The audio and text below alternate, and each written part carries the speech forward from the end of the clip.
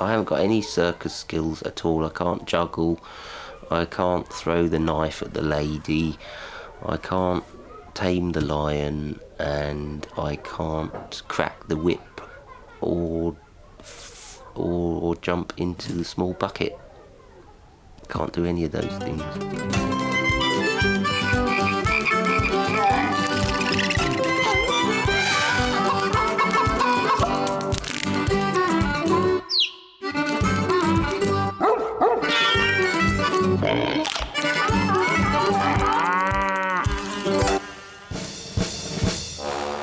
The thing that excites me about performing is that it's a release of any tensions that you might have inside you. Ooh.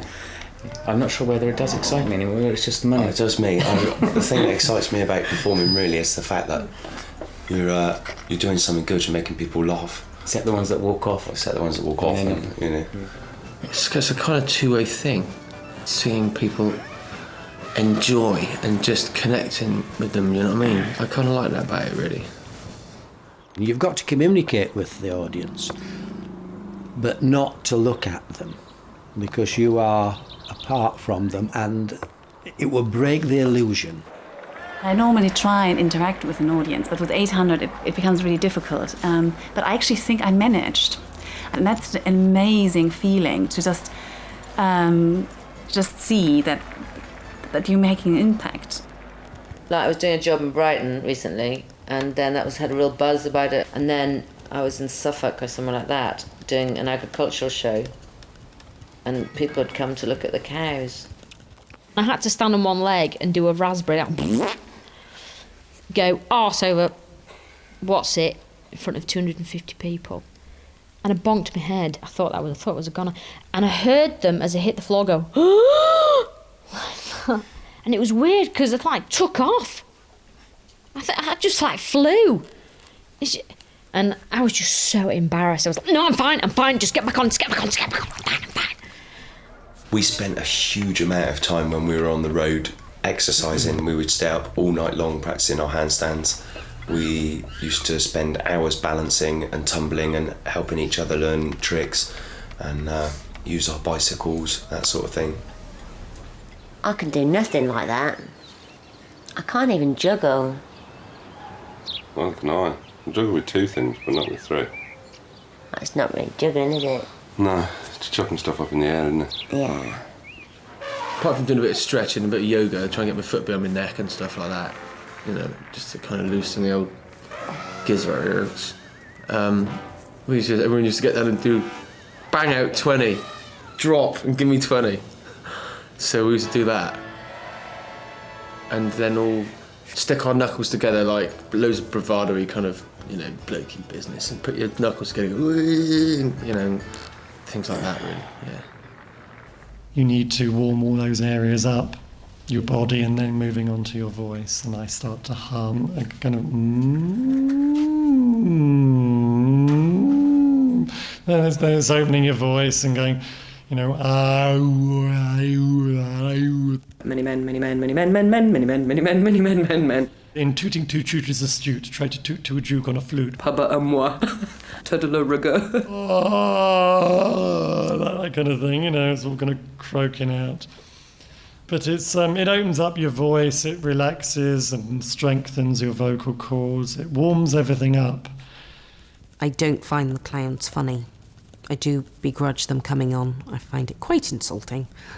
No, what I enjoy about clowns, I think they're very talented, actually, because when clowns get together at the circus, they can do things that are very funny, like they can throw custard pies at each other and things in a very funny way to make a lot of people laugh, and you have to be very talented to be able to do that. You have to be an entertainer. No, oh my goodness, no way. They're so horrible. They're really frightening, and I think a lot of people are scared of clowns. And they're very funny, actually. If it's badly done, it can be very sad. Oh, it's totally embarrassing. Yeah, I don't like clowns. It doesn't work out. You feel pity for them, and that's so awful. Clowns are creepy, aren't they? They're not funny at all. They're just weird. don't look like they're happy. You know, the way they're painted smiles and their hair. And I don't like the music, that that horrible roundabout music with, clowns aren't not my... Slapstick just isn't funny, I don't think. Do you know what I mean? A car falling apart and somebody falling over. It's like... The one I first saw when I was a little kid was called Doodles. Yes, I like the clowns. I like slapstick. One of the things we least like about what we do is working with each other. Yeah. You're constantly having to travel with each other, work with each other, be creative. Do interviews. Do everything together. If there aren't a few butterflies around in the tummy before you go on stage, you're probably not going to give a good performance. You've got to be keyed up. You'd think after all this time I wouldn't, but yes, I still do. I still freak out and panic and fear, the audience reaction to me, and then I get over it. You feel sick sometimes. But as soon as I go on stage, I think, well, this is it. I can't turn back now. I'm on. Oh, God, here comes the light. The light's going up. Inside, the real me is saying, oh, my God. Here we go. Why am I doing this? I love it when I'm doing it. I know I love it when I'm doing it, but why am I doing it? I'm glad I didn't have too much to eat. We did a show a couple of years ago, and 8,000 kids saw it in a week. We had about 1,000 kids per performance. And the kids were like, they were 8 or 9, screaming the blue murder. Oh, I've never been so scared in all my life. I must be stupid. And you get out there, and you look out and you think, they're just loving it. And they're completely engrossed in what you're doing. It's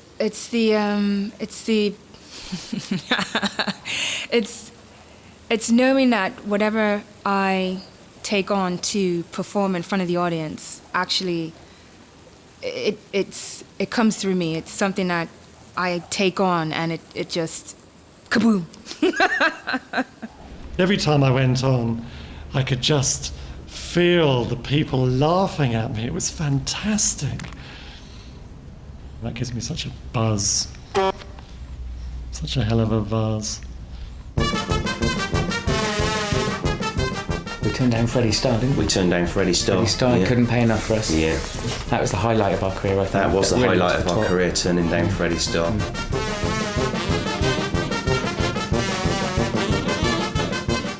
That's something I hadn't really considered, appearing on television. But if the chance came, yes. Yes, it would be a new dimension. Yeah.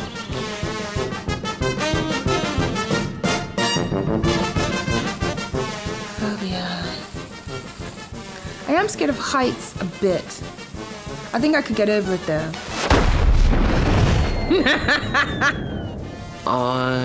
The circus is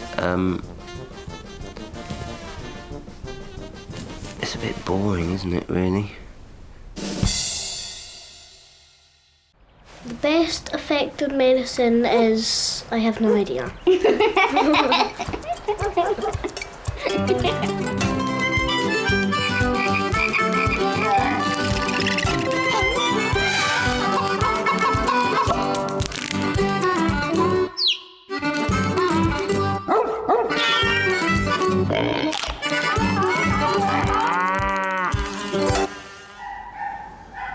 You see, I've had a lot of things wrong with me. I mean, I'm always going to the doctors, and you get there and you find out, there's queues to wait all the time, isn't there? Most of the time, and then, doctors a lot of the time waiting in queues, and, most of the time you spend most of your time in the doctors waiting, don't you? Well, I'm sorry, I'm one of these that goes to the doctor when it's generally necessary. I mean, I ain't one of these goes for every pill, potion and tablet that there is. If I know what's the matter with me, I expect the doctor to do something about it. I won't be fobbed off by them. Doctors have always scared me because when I was born I nearly died. I have 50% chance of living when I was born. and was in a little incubator, and all my eyes were covered and I was yellow, which was awful. I rarely go to the doctor. The last time I did go, he thought I'd died because I haven't been for such a long time. Doctors and I are great friends. I owe a lot to doctors. They've kept me alive. I've seen a lot of them. They've come, they've prodded me from top to bottom, in and out, every end, every part of my body. And they've cut me open, stitched me up, and done a pretty good job on me all over. I'm the kind of person that's sort of a bit of a hypochondriac, and if I get a little sort of nagging pain or something, I automatically think it's something really serious. But then I never go to the doctor, really. And you never shut up about it either. I know, it's just kind of like typical bloke, I suppose, where... It's not. Should we row about it now? Well, it's these heart palpitations I get. You see, you never know when they're going to come, and they just... You got your heart jumping about all over the place.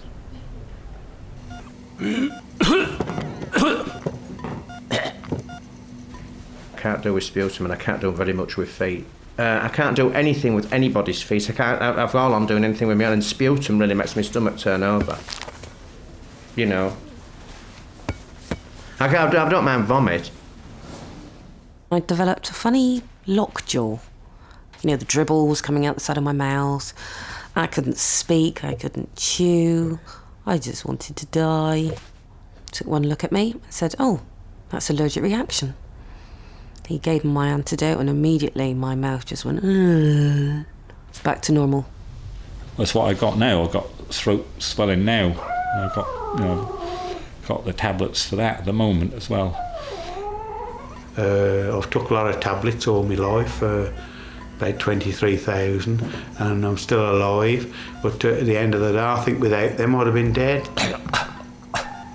I once had my head slammed in a door. That was good.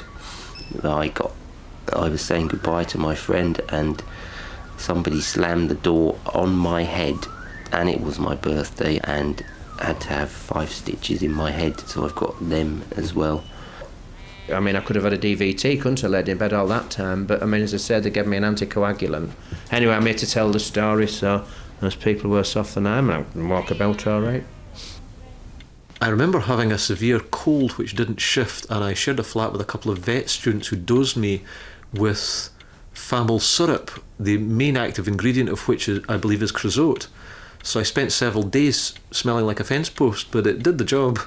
You see, I've had a lot of things wrong with me.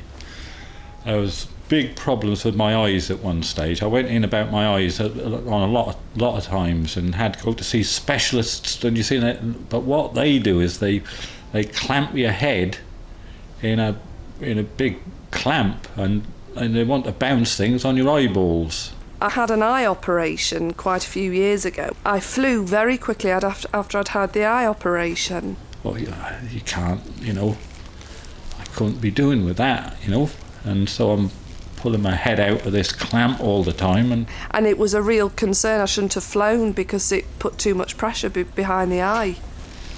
That's another occasion when they told me I could just go on my own way. So I got thrown out of there as well. I've fallen for a nurse, yeah. I fell for a nurse once. Little blonde, beautiful little blonde lady. It was quite nice, she was. Yes. I used to travel to Birmingham to see her on my old motorbike. I had a blood test the other day, but I do not like needles. I don't like needles at all. I look away when I'm having an injection. I'm fine with injections into any part of my body, but I won't have them in my mouth. And the reason is that I've always been completely the opposite. I love injections in my mouth. Really? I really quite like them. In fact, the more sort of intrusive the dentistry, the better I like it, really. Well, I'm not keen on dentists now. I was the last in Britain to be gassed. They didn't use enough gas, did they? Yeah, I mean, I did come round. But that's when they first started phasing gas out, because they said gas is too dangerous. The big black mask. Oh, you can see it coming towards your face, and the smell of the rubber, and having all my bottom teeth filled without anaesthetic. Dentists, just brutal, really brutal. Dr. Bewers, he was very good, that boy. I mean, I think he was the first one that told me, some of the many things that was wrong with me. I had a problem with the inner ear and asthma, what I had for a long time. Got a small scar on my forehead where a child threw a brick at me. Well, it seemed like a brick at the time, but... I've got a scar here. I have no scars whatsoever anywhere. Have I? In fact, you count that as a scar. It's only a little... Well, it is a scar, yeah. Well, I don't count it as a scar, so... Do you not? No. I've got a scar on my elbow and a scar on my other elbow and a scar on my knee. On my face, my legs, my stomach. And a scar on my other knee, my tongue, my head. My arms, wrists, hands, everywhere. There is no one part on my body that does not have a scar. I don't think I've got any other scars. Not physical ones, mental ones, obviously. I've got a lot of them, but you can't see them because they're inside my brain. I was injured badly once. Somebody kicked me in the forehead. Being very young, I got up and carried on and didn't think, it had done me much damage. For all I know, some of that damage may still be there. May still affect some of the things I do and some of the things I say. I've broken all my toes, I've got a dodgy knee, I've busted both my ankles and bent my feet back round so they're next to my shins, broken my hand and my wrist, my collarbones 3 times, bashed my head, knackered my back. But it's all been worth it.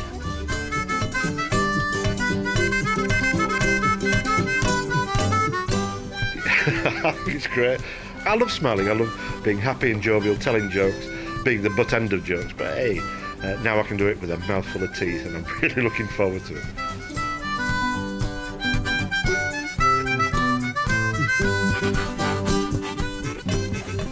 I've had crabs, they were good. They got out of hand, didn't they? They did, yeah.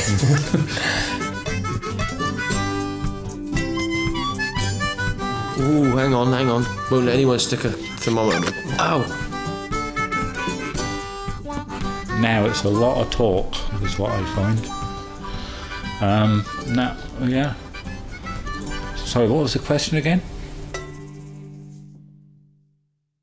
No, because it's the animals, they don't talk These about are because we haven't got much time left. Come on, I'm watching you. Half an hour's gone, you haven't done nothing.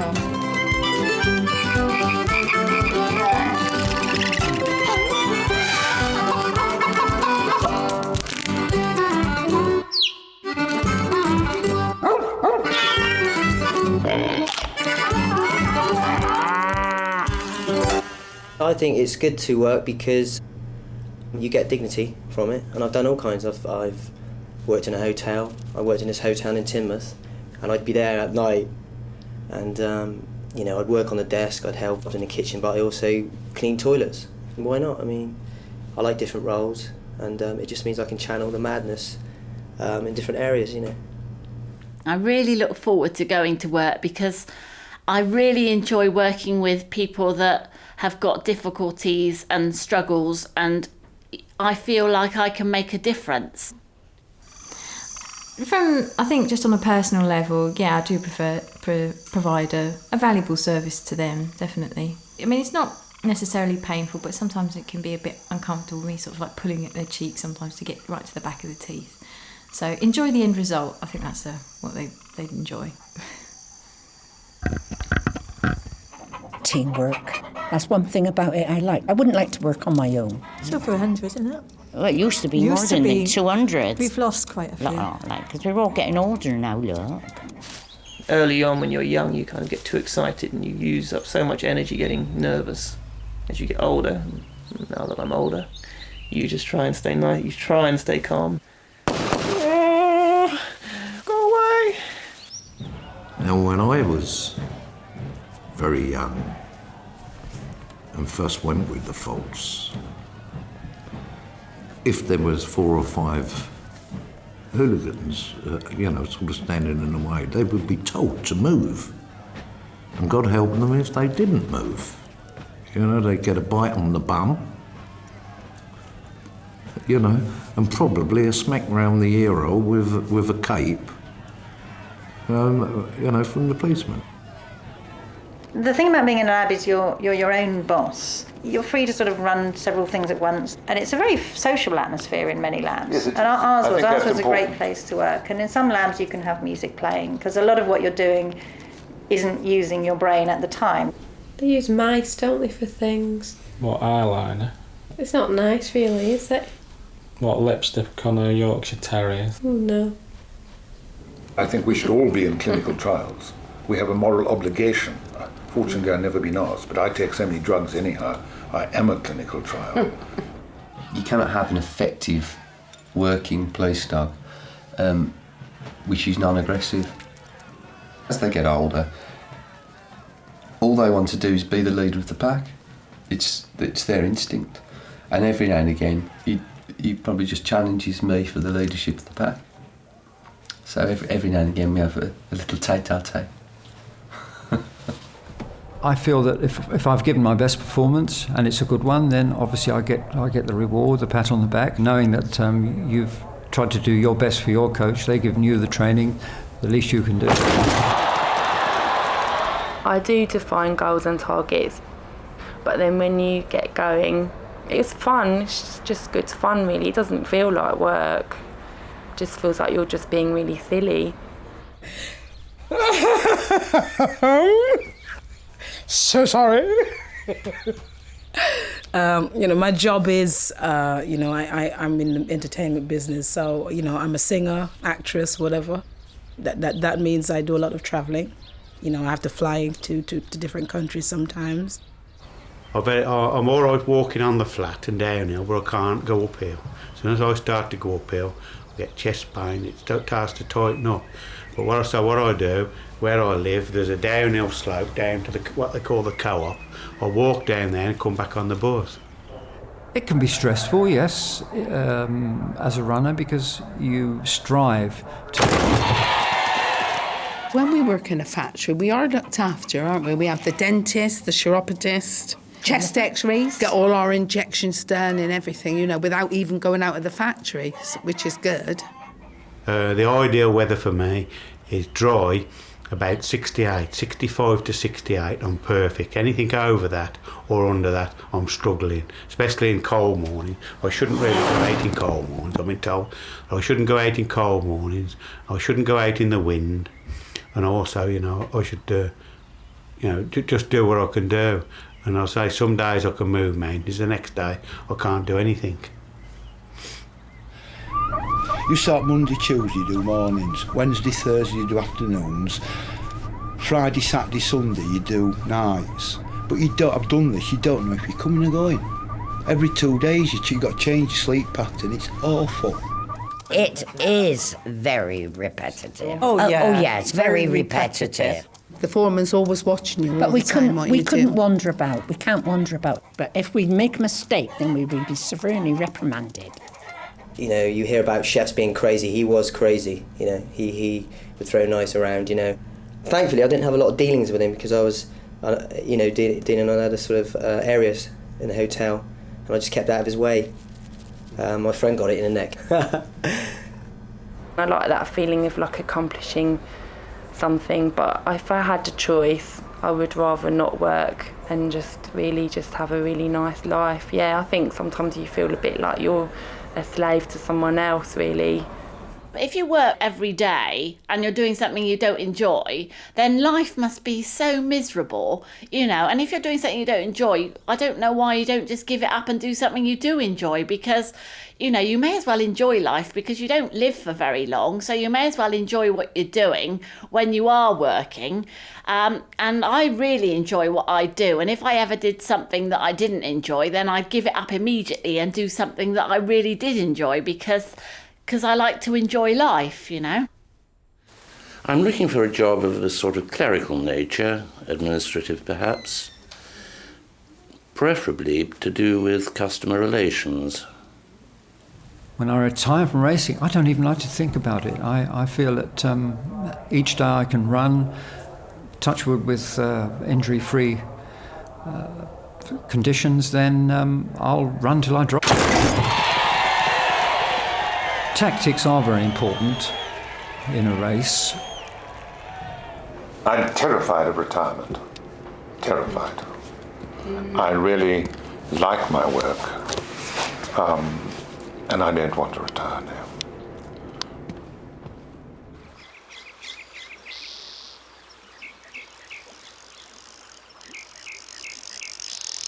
You can't be morbid, or you wouldn't be able to do the work. you got to have a laugh, and a joke. You have a joke, you know. It's just you or them, isn't it? It is animal instinct there.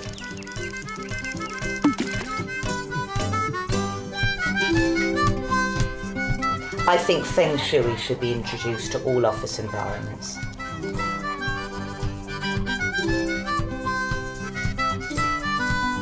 I'd like to have a go at trying to clean an elephant's tusks.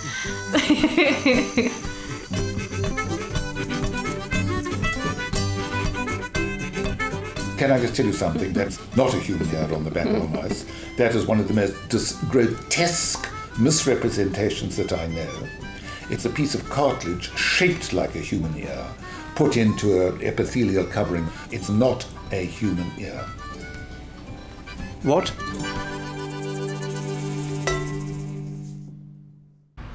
The sound of the sea, definitely. It's the sound of the sea. I find it really, really peaceful.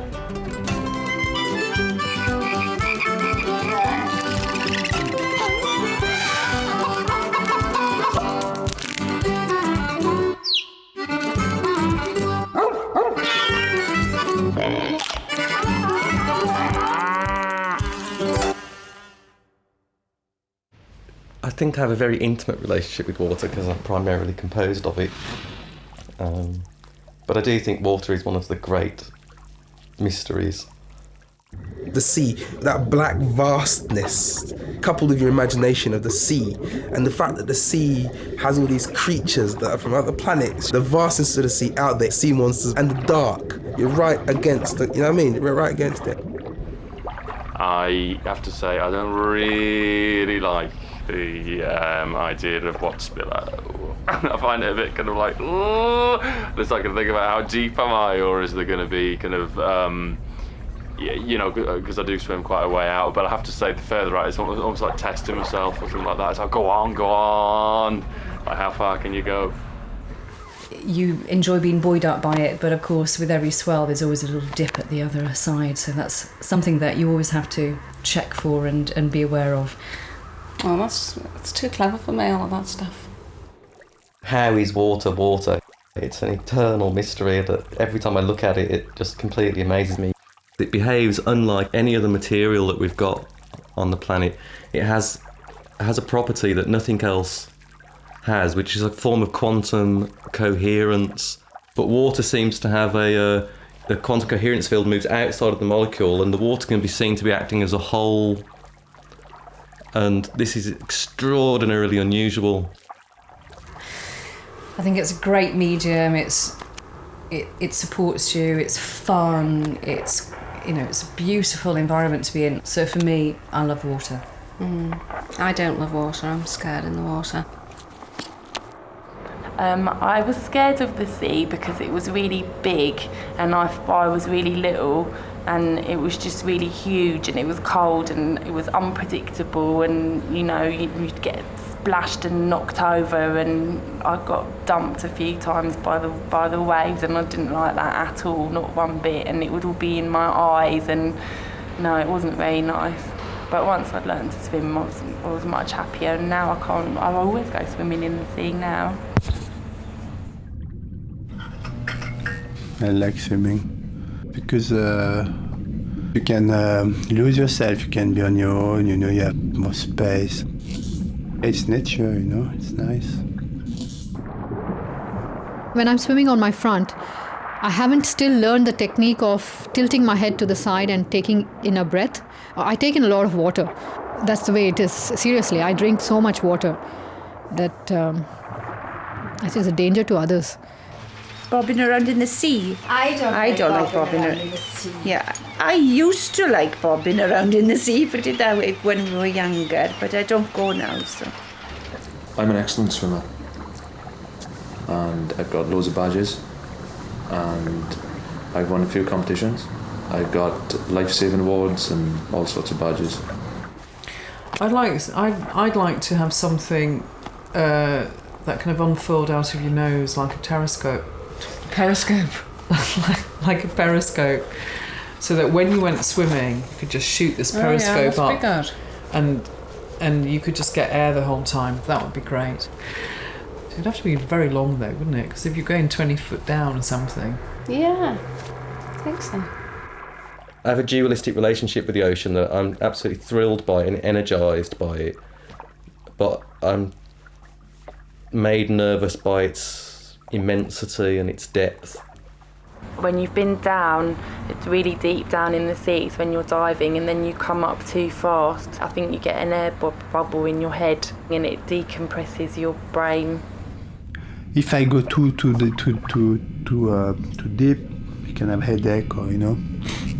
So that's the thing about diving, you know. It's not as free as people think, I think.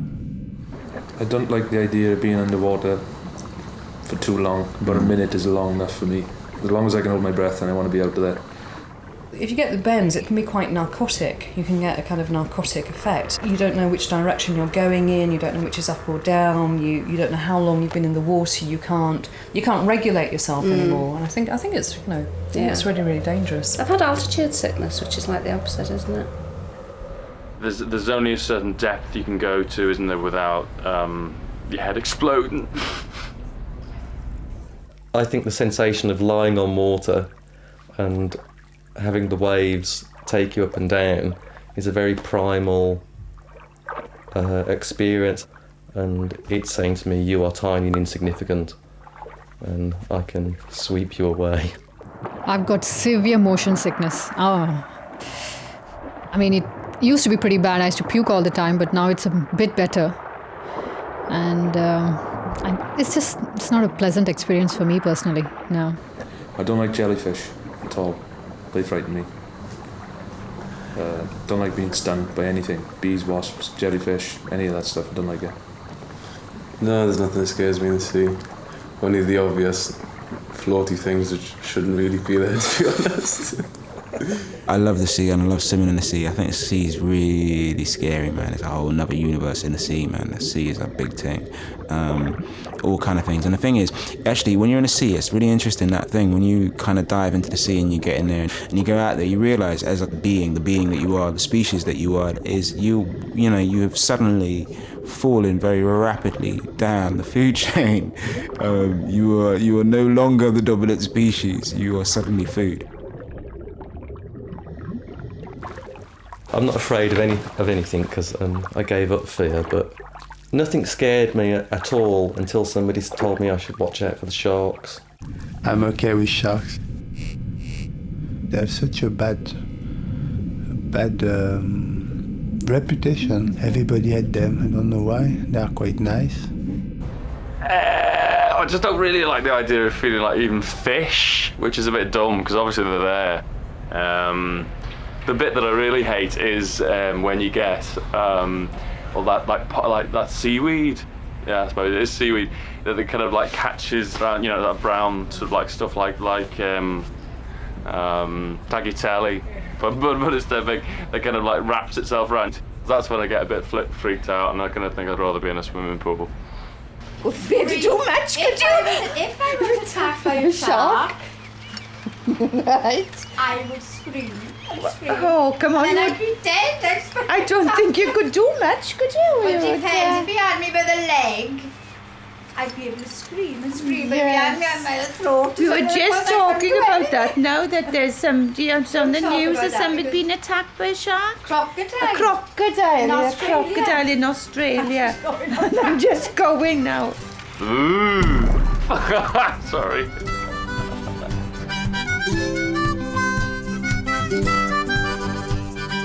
So I do have a real phobia about the water, don't I? Yeah. Which is driving everybody mad now.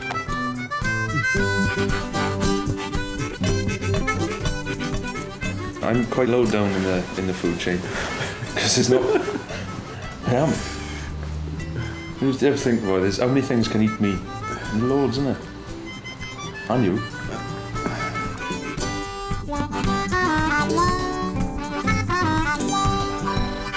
I've been under a lot of pressure lately.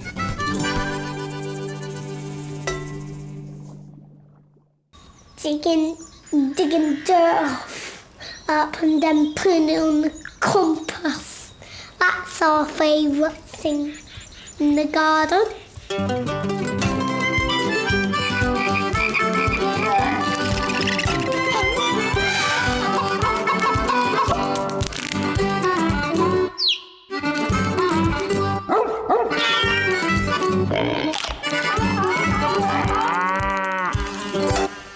I do everything in my power to avoid having to go out in the garden. It's just not my cup of tea at all. Boring, dirty, cold, wet, generally, out here. Do you want to say something, Mother? No, please don't. Just go back in your little... I do apologise. I love gardening. They say in the garden, it's the closest place to God, In actually, I'm waiting for a nice warm day so I can go and pull a few things up, you know what I mean? So it's like God, oh, hello. I like gardening, but I'd like to do more. I'd like to have the time. I love to see things grow. I love to design things. Well, a garden's a place for contemplation, isn't it? For reflection. Gardening, eh? Very apt. Well, we don't really know much about gardening, do we? We seem to get by. Yeah. Oh yeah, gardening, it's not an easy job. When you're digging all day, the old back tends to suffer at the end of the day. You make it as easy as you can, really. I would call this a labour-intensive garden. Yes, it is. Me and Nigel we like being out in the open more than we do actually indoors. I believe that anyway. Yeah. And I think what Nigel likes about it is he's got that sort of saying like, no, do it this way, and I think he likes that. But I think we get on quite well together. Sometimes you have a moan at me and that about it, but I mean, two minds are better than one. That's what I always say. Sure. But we make sure that the job is done, and it's done to the best of our capabilities, and the job is cleared, and the job is actually spot on when we leave. We have a yard that Des is very nicely decked out, haven't we, Bob? Yeah. Well, it's all right. I really like it. It's got loads of sun, got some ornamental grasses. It's quite small, but it's nice. No, it's not that small. Smallish. There aren't many ponds in the neighbourhood. And certainly in the height of summer, when it gets quite dry, sort of any body of water attracts frogs from miles around. Sort of a Lonely Heart pond for frogs, yes. Sort of singles bar sort of thing, yeah. I get a bird's eye view of some of the most extraordinary gardens. Sometimes you can be up one tree which has 8 gardens underneath it, and all the neighbouring gardens are gnashing their teeth about this big tree, and the person who owns the tree has a very defensive attitude towards it. We've got a little bit of decking, and then a bit of grass, and sort of and loads of slabs. a bit of slabs. Yeah, it's got everything. I pay it, right. Yeah. Okay. Slabs. And you can dig dirt, grass, sheds, bikes, flat stones. What's your favourite plant? I don't have any favourite plants. I like all the plants, except vegetables. I hate vegetables. I don't like any plants except vegetables. You only say that. No, it's true. I know. I quite like olive trees. I can't see the point of flowers, really. I like a good-looking garden which attracts all sorts of living things into it, to be a sort of magnet for life. I like contrasts of form and colour. And cat papu and dog papu. And bird papu. It's organic gardening, that's coming a long way, isn't it? Yeah. All people are sort of... I noticed in our gardens that we visit that there's a lot of people with their own compost heaps and that's putting their own sort of peelings and stuff like that. Well, it's like that garden we done up in Portishead. That one at the bottom, she had all that black stuff, and we opened it up. It was jet black, remember? Yeah. And that was that when we done all the shrubs and that in her garden. Yeah. And that stuff was really good. And I mean that's good for organic stuff. Yeah. Yeah, it all helps, doesn't it? Yeah. They're about number 1 on the hit list of slugs. Crawling and sliming across leaves and eating. You know, not very good. You just follow him on, you just see these silvery trails. I can eat almost anything. Yeah, I think I'm the same too. I won't refuse, and the only thing I don't eat is Turkish delight. I like Turkish delight, see? I can't stand it. Yeah, I and like lychees. Turkish. Lychees. Yeah, what don't I like? No, I think I like most everything. Yeah, Brussels sprouts and that, I like them, but the missus don't like it. No, not after. Yeah. Yeah, I know what she means. Slugs, in my opinion, they're ugly looking things, but they're probably eating other creatures, aren't they? So they're probably doing your garden good to leave them. I don't think they are actually doing your garden good. Are they not? They're eating... If they eat your leaves I and know things, nothing about they can gardening. wreck your plants. That's Can why they? they make slug pellets. Oh well, yeah, you're They right. don't make worm pellets. Silly old me, I know.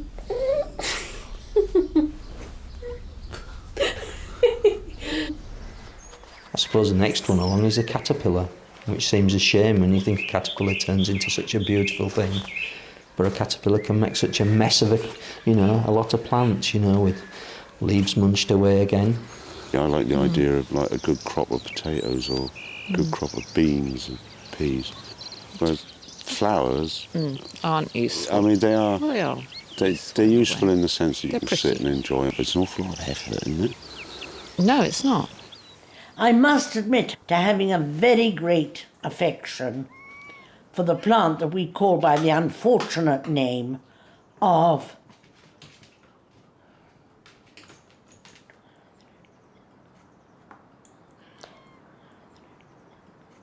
dog's tooth violet.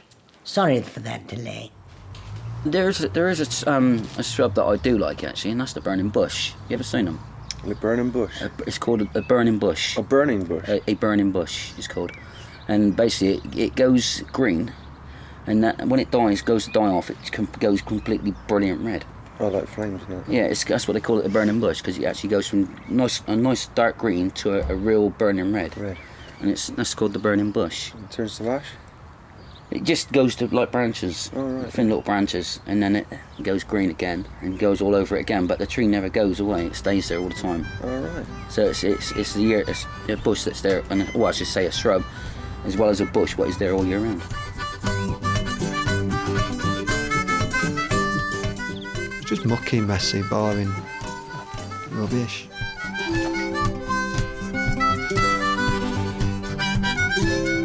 It's got a shed, which I've really made up about, because I've like always wanted a shed all my life, and now I've got one. To read pornography in. Not to read pornography, to have a radio and listen to the football results with a paraffin heater in fingerless gloves.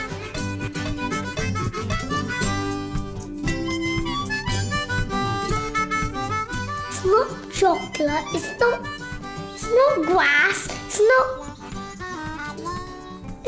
anything, it's dirt. I'm telling stories.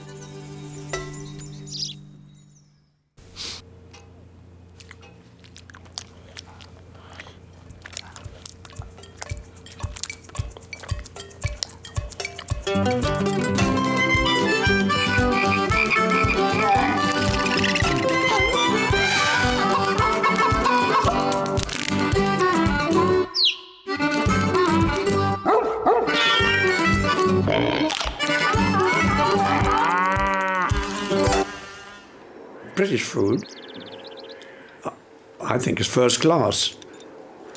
It's somehow clean, satisfying. English food is very bland, isn't it? Yeah, but I'm not terribly spicy, I'm not either. Oh, well, I like the spices, and the spices don't like me, you know what I mean? No, I like spices, and I like all kinds. I mean, there's nothing around here anyway, is there? The trouble with the foods we eat now, there's too much fat in them. And the worst thing that happens in this country, there's too many people eat chips. Ooh, egg and chips, egg chips, gammon,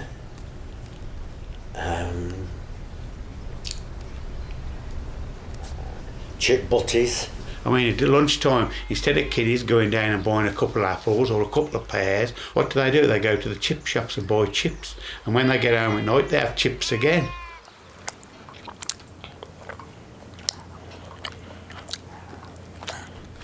You know, if I have too much chocolate, I get a bit fat, and I put on a lot of weight.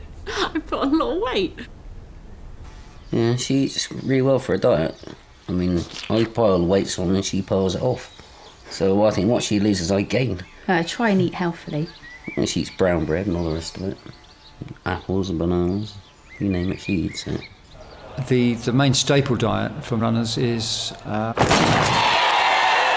We had, in fact, we had wild strawberries, little wild strawberries.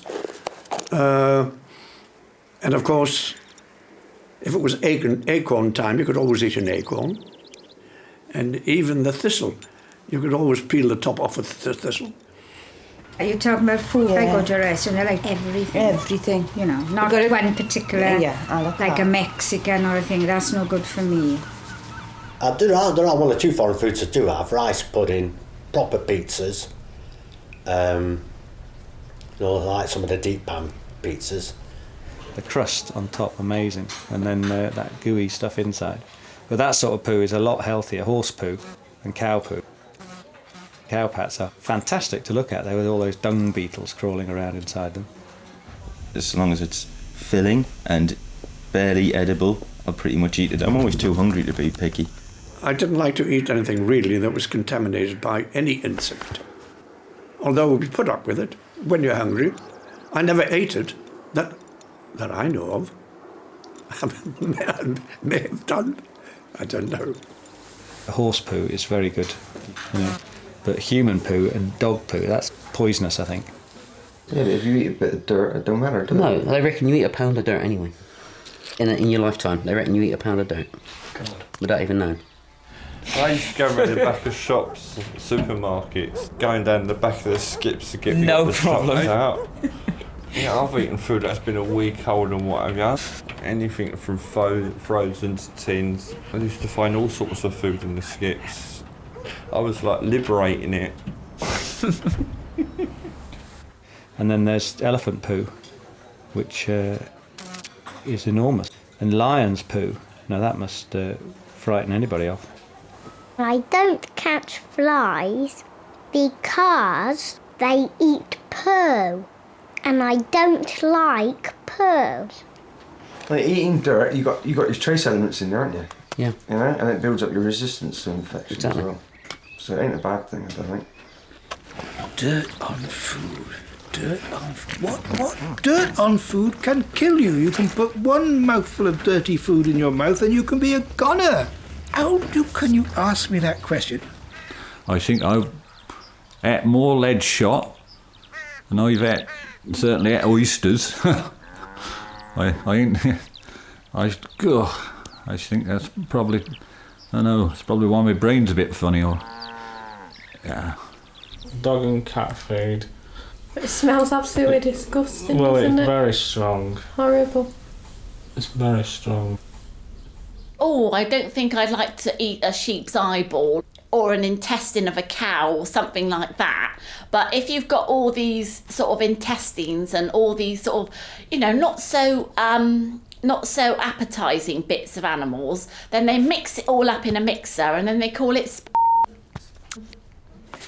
I don't want to sound like a cannibal, but there again, we all went out for a meal and the chicken was so horrible. I could vomit all night and never stop. That was really, really horrible. Horrible. Yeah, bloody milk cartons. Goes everywhere, milk, anything. There's too many bags in the world. God help the people with arthritis. Yes, they never open them. they can't. It's terrible. Even to tea bags, even to get the stuff. The You know, it's cellophane on it, you ridiculous. can't open it. The biscuits, you can't open all packages. And a packet of ham, which I don't very well. It's terrible. They're not, none of the By packages. the time you open it, you don't want the ham. No. Oh gosh, yes. I hate seafood. I really absolutely detest it. I did eat a fish once about 2 years ago, and I think they're disgusting. Now, I like prawns and all the shellfish. I mean, I know they're lovely, but I'm always afraid in case you get the one that will turn your stomach. Whelks mussels, that's like eating slugs. Is it? Oysters and stuff. I've never tasted a slug. Yeah, sliding down your gullet. But you don't eat slugs, like do you? eating a slug. Well, how do you know when you've never had one? That's how I would imagine it to be. I love salads. Same as I'd rather have a salad than a roast dinner. We eat a lot of salad in the summer, don't we? More in the winter. Salt and a bit of tomato. Can't beat a bit of salt. Can't beat a bit of lettuce. Well, I mean, I feel very healthy. The only thing that I have problems with is digestion, and I don't know what is wrong with my digestion. I mean, it's just like I just fart all the time, you know? I've got a windy stomach. So, like, a lot of things I would not eat if it would upset me. But other than that, no, I'm not a diet person. Vegetarian is all right, but when they cut out everything, because some of them don't eat, well, they're vegans, is it? Vegans, I think that's hard. I've been a vegetarian a long time, and when I'm angry I sometimes lapse and just go and bite something that's made out of meat, and then I feel guilty afterwards. Vegetarians, I think they're sort of trying to be better than the rest of us. You know, it's been proved, as far as I know, that the best thing to eat is a bit of yourself.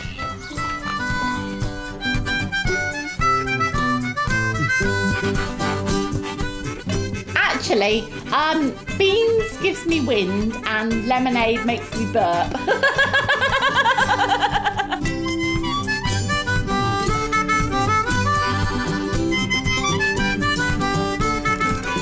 What are you looking at?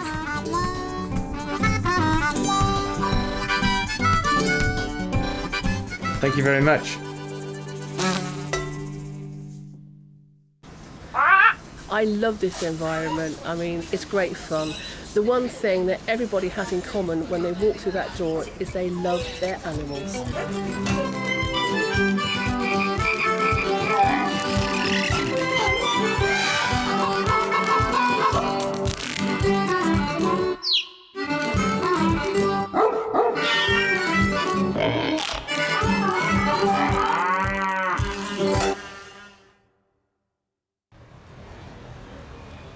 Most pet shops are quite loud because they have birds in and they're always sort of singing, if you can call it singing. And there's lots of cages. And you sometimes, if you can put your finger through the bar and tickle what's ever inside like a rabbit. At the end of the day, most of it's the U factor, the R factor, you know. That's, oh, look at that, you know. Cute little kitten. It's awful to think that we're sitting there waiting for somebody to pluck us out of the air and take us home and keep us forever, you know. But at the same time, I'm never brave enough to go and make the first move and go up to somebody and say, right, you, how about taking me home and looking after me and loving me and cherishing me? I think, yeah, go for things that are obvious. Dogs and cats and the like. I mean, there's all sorts of people, they have things in their bathrooms and all sorts, don't they? Alligators and that sort of thing. Wouldn't have it in my bathroom, I can say. Nope, wouldn't. He's called Chester, and he is very long when he stretches himself out. If you annoy me, his eyes sort of widen a bit. I don't think that I'm awful looking, I think I'm all right looking. People always say that I've got very open, honest eyes. So I think that I would be pretty nice to have around and have hanging about the place on the sofa. I don't know. A lot of old nonsense, I think, really. So, I mean, you need to spend proper amounts of money on things, but you see some of these dogs that people have about. No, I don't think you need to spend a lot on them. Dog toys, well, they love running and fetching things, so we've got balls on ropes, and lots of dogs, especially the smaller dog, like a Yorkshire Terrier, likes a squeaky toy. That's a high-pitched one, or just for a laugh, we've got ones that'll go. We went to a friend's last weekend, and this poor little hamster's in this wheel thing for its exercise. Well, it had a little car. It was a Volkswagen Beetle with a wheel in the middle, and it actually, by working the wheel, moved across the carpet. Poor old hamsters running round on the wheel. Why do they do it? Because they're as daft as a 2-bob watch, I should think. Them poor bloody hamsters thinking, I could get out of here in about 2 minutes flat. And then they find out they ain't going nowhere. Just like the rest of us. We're all on the bloody wheel ourselves, aren't we? Dogs are just stupid. People go on about how stupid as stick insects. Stick insects are the most stupid creatures in the world. I mean, look at me pretending to be a log. Isn't that clever? Oh, I'm a little twig. Isn't that great? I mean, dogs are far better than that. I think cats make good pets. There's quite a lot of cats with bad breath, though. That's what I don't like about them. Cats? Yeah. I like stick insects. I once got a train journey with me and 2 stick insects. It was brilliant. I know, and I very much like a stick insect, but not as a intellectual conversationalist. I mean, hey, have you seen my log impression? Yes. You know, it doesn't go much further than that, does it? Stick insects don't have a developed vocal tract. That wouldn't happen. I think, though, dogs are stupid. I don't really like snakes. Spiders I can live with, but I've never touched a snake. I almost did, but no, they're not our thing. I feel isolated. I feel alone. I think I can hear something scraping on the outside, and I don't know what it is. I'd like there to be someone here with me. Snakes can be dangerous to other pets. They can swallow things whole, and they do eat mice and small rodents whole without chewing. Now, I like the furries and the tortoises, because I've got tortoises. I love tortoises, but they're still asleep at the moment. Oh, sleep's really important to me. Yeah, I mean, I go through passages when I need to have a lot of it, and it's just good. I mean, man, come on. It must be, you know, in the top 3 of everybody's list. Your bed, you know, I mean, top 3, top 2, top 1, maybe the top. My bed, wow. Sometimes the pet, when people are looking, will actually do something to say, I'm the one you want. Here I am. You want me? I'll have me. It's like I've been sitting on a bench with all of my friends. It's like being at a dance, one by one, somebody's come up and taking them away. And then there's just me. How much am I worth? I would find it very hard to put a value on that. On a good day, I would say that I'd be worth a fair lump sum. Do I say £1 million or do I say £10 million? I don't think I'm that valuable. I think I'm worth about £142 probably. At the end of the day, if you're the right person, you can buy me for 10p. But the rest of the time, on days when maybe I'm feeling a bit grumpy and I'm sort of having an off day with people and I'm not in my normal friendly state of mind, I wouldn't pay a penny for me. I'd throw me back and choose another one. I want a price ticket on myself. No, not at all. No. I wouldn't even sell you. I wouldn't sell you either. Ah. I don't know if I worry about being left on the shelf, because at the end of the day, I've come through sort of many years of being on my own and having a really great time. And I think, well, if I was on my own, I'd just continue to live life. And if it was at this standard, I wouldn't have a lot to complain about. They've sort of been on and off the shelf, as they say, really. There's been a time when I thought I was on the shelf, and then I got took off again. Everyone gets rejection in life. When you're younger, you're more able to actually cope with that, I think, and bounce back.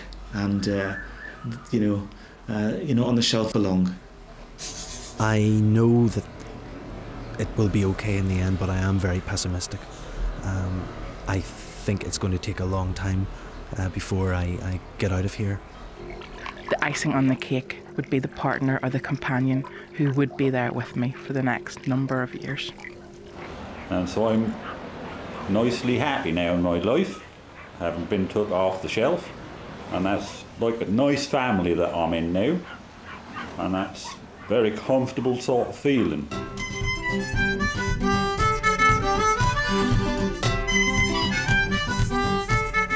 Jill has a tendency, most mornings actually, to claim that at some point during the previous night I farted very loudly.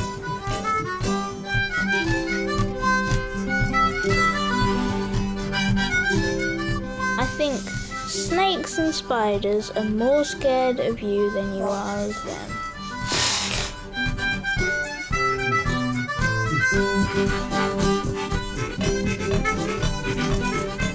I have a phobia of being shut in an incredibly small space with no light. My ultimate, being the idea of being buried alive with no space in a box. Oh man.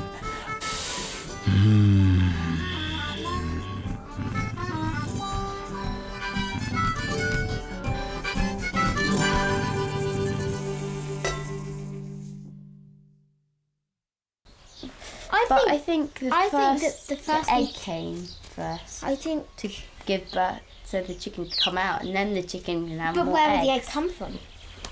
Oh yeah, but if you think about it, an egg is going to become a chicken, but it's being but then the chicken's going to be would be an egg. So if you think about chickens after the eggs, I think egg comes first. Yeah, but maybe the chicken might have come from another animal, like a rooster.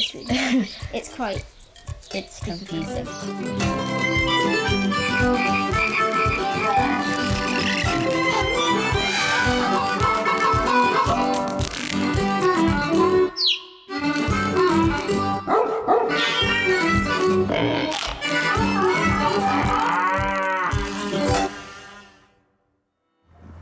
There's sterile waters somewhere, and the volcanic chemicals and all that has started life, and then we've evolved from that. What I do find hard is the fact that we've actually evolved from something so minuscule, like so microscopic, to the dinosaurs, to us. I think that we come from some kind of chemical explosion that caused some form of life to be created, and that we eventually slithered out of the sea, and it may not be today, it may not be tomorrow, but eventually we're going to be extinct. I think we are a process of evolution. I think we are not the top of the pinnacle, we are just a branch, I think. Yeah, I'm completely conscious of the fact that I'm actually just a cloud of potential, of which primarily water molecules. If you looked at me across time, you would see a cloud of water molecules form and momentarily become brine and then move off again. I can't bring myself around to thinking we came from the sea. No, I don't think great-great-granddad was a fish. Slimy then, wasn't Yeah, I'm sure that we came from the sea, most definitely, because it just seems, when I get into water, I naturally want to start frolicking, and I think that must mean that so we came out of the sea and crawled onto land for some reason. I don't know why, and it's a shame. I think it'd be great if we all went back to being aquatic. I don't know. I think we're more likely to have originated from on land, because we haven't got because we've got gills, haven't we? But maybe, Well, they're always looking for this missing link, aren't they? And they've never found it yet. The connection between us and monkeys. I mean, what sort of idiot wants to prove he's come from a monkey? The difference between me and a monkey would be mainly that monkeys, they live in the jungle and I live in Catford. There's a train of thought that says that we came to this planet thousands, hundreds, millions, whatever, years ago, and in fact already did colonise this planet as an alien race. I do incline to think maybe we did start from another planet, maybe we did come from another planet. You know, I'd love to see aliens or something similar on our planet. I think it'd be great to see how we kind of interact with them, whether they'd be similar to us or not very similar or something like that. Would they be good golfers? Humans were created by this giant cosmic cow licking a stone, and as it licked this stone, the humans rolled off. Looking at birds evolved from dinosaurs. Yeah, probably could have done, because they did actually have wings, didn't they? Some dinosaurs years and years ago, didn't they? So, though it's the size of the dinosaur, and how do you get something like a sparrow or a little wren or something like that from something that's absolutely ginormous, this huge, great sort of dinosaur? I don't know really. I haven't ever really given it much thought. Yeah, where'd you get these questions from? Well, your evolution, that's all a load of rubbish, isn't it? It's not true, is it? It's a load of rubbish. How can you possibly evolve a set of wings? It's not going to happen, is it? I mean, I'd like a set of wings. I'd love a set of wings. In fact, if I could have anything, I'd definitely have a set of wings, but it wouldn't matter how many times I jumped off a tall building, I'd never grow wings. And even if I jumped off a tall building and then my child jumped off a tall building and his child jumped off a tall building, and we did that forever and ever and ever, there is not the slightest chance that wings would grow out of my back. We all started off much the same kind of thing. We all were waddling along on our bellies to begin with. Then we grew arms and heads and legs, and some of us got up and walked, and some of us stayed down crawling around. No, I'm glad I've evolved the way I am. I wouldn't like to have been further back in the evolutionary scale. I think we've evolved to our full potential. I think we have. Possibly. It's hard Maybe to... not on an intellectual basis, because well, every day I don't know, it's hard to, more and more. Hard to see how you can improve further, isn't it? We'd be able to do some good tricks if we had a couple more legs. I'm sure we'd be able to work out some new stunts for the show, so that could be a positive advantage, definitely at this stage. Depends whose legs they were, doesn't it, really? I think, obviously we'd adapt in whatever way if we had extra legs, but... You were, wouldn't it? If you had 6 legs, where would your arse be? Yeah. I don't know whether physiologically we're developing. The only thing I can think of is that because we have such stressed lives, we're much more aware of exercising to release the stress, and so we're getting more toned bodies than we might have had. I've got as far as I'd like to evolve as I am at the moment. At the moment. I'm searching, you know what I mean? Oh, we all. Maybe one day I'll just wake up and think, I have evolved. One day we think you got there, the next minute you get run over. That's it, game over. You know what I mean? I regard myself as a kind of ego-driven space-time meat vehicle, and I'm in the centre as the driver, trapped inside the folly of the monkey ego. But I accept that its limitations, but I know that the truth is that it's actually just a space-time version of a larger hyperdimensional information field. Oh, jeez.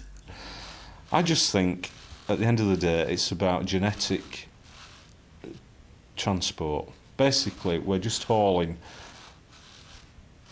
genomes along in a bag, which is our body, from century to century.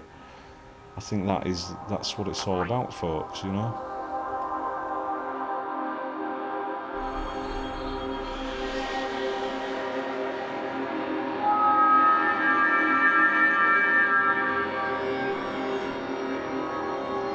It's noticeable we don't get cold winters anymore. They're just wet. So,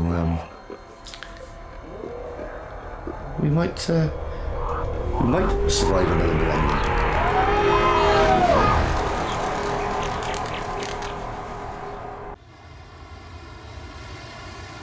I'd like to be a bird. I don't know, something like an Andean condor. Lots of space, sort of. Big birds of prey, something like that. Soaring above the mountains and just looking down and looking for your dinner. Nice big albatross. No more like being reincarnated as a sparrow.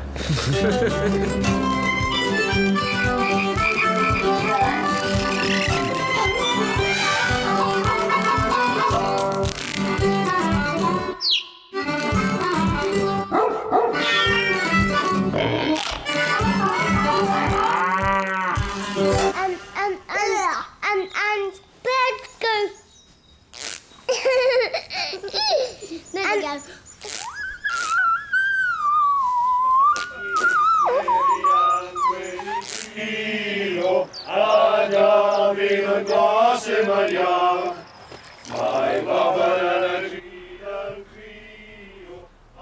I like to put food out for them, Bread or especially in the nuts. winter, because you see them in the trees and they're sort of looking a bit nonplussed, aren't they? But I put one of those peanut things out recently, thinking I was doing them a good turn, and it was like 10 weeks later, there was no visible sign of any nut disappearing, and I thought, well, what's this all about? I don't know. How'd you open the bag? Well, you don't open the bag, do you? They're supposed to go through the bag, aren't they? Yeah, I don't think bland comes into our eating. We're definitely, what would you say, gourmets or gourmands, whichever word it is. We like to indulge and enjoy the food, really. And I think probably there's a good variety in what we eat. Thai, Indian, Chinese, French, Italian.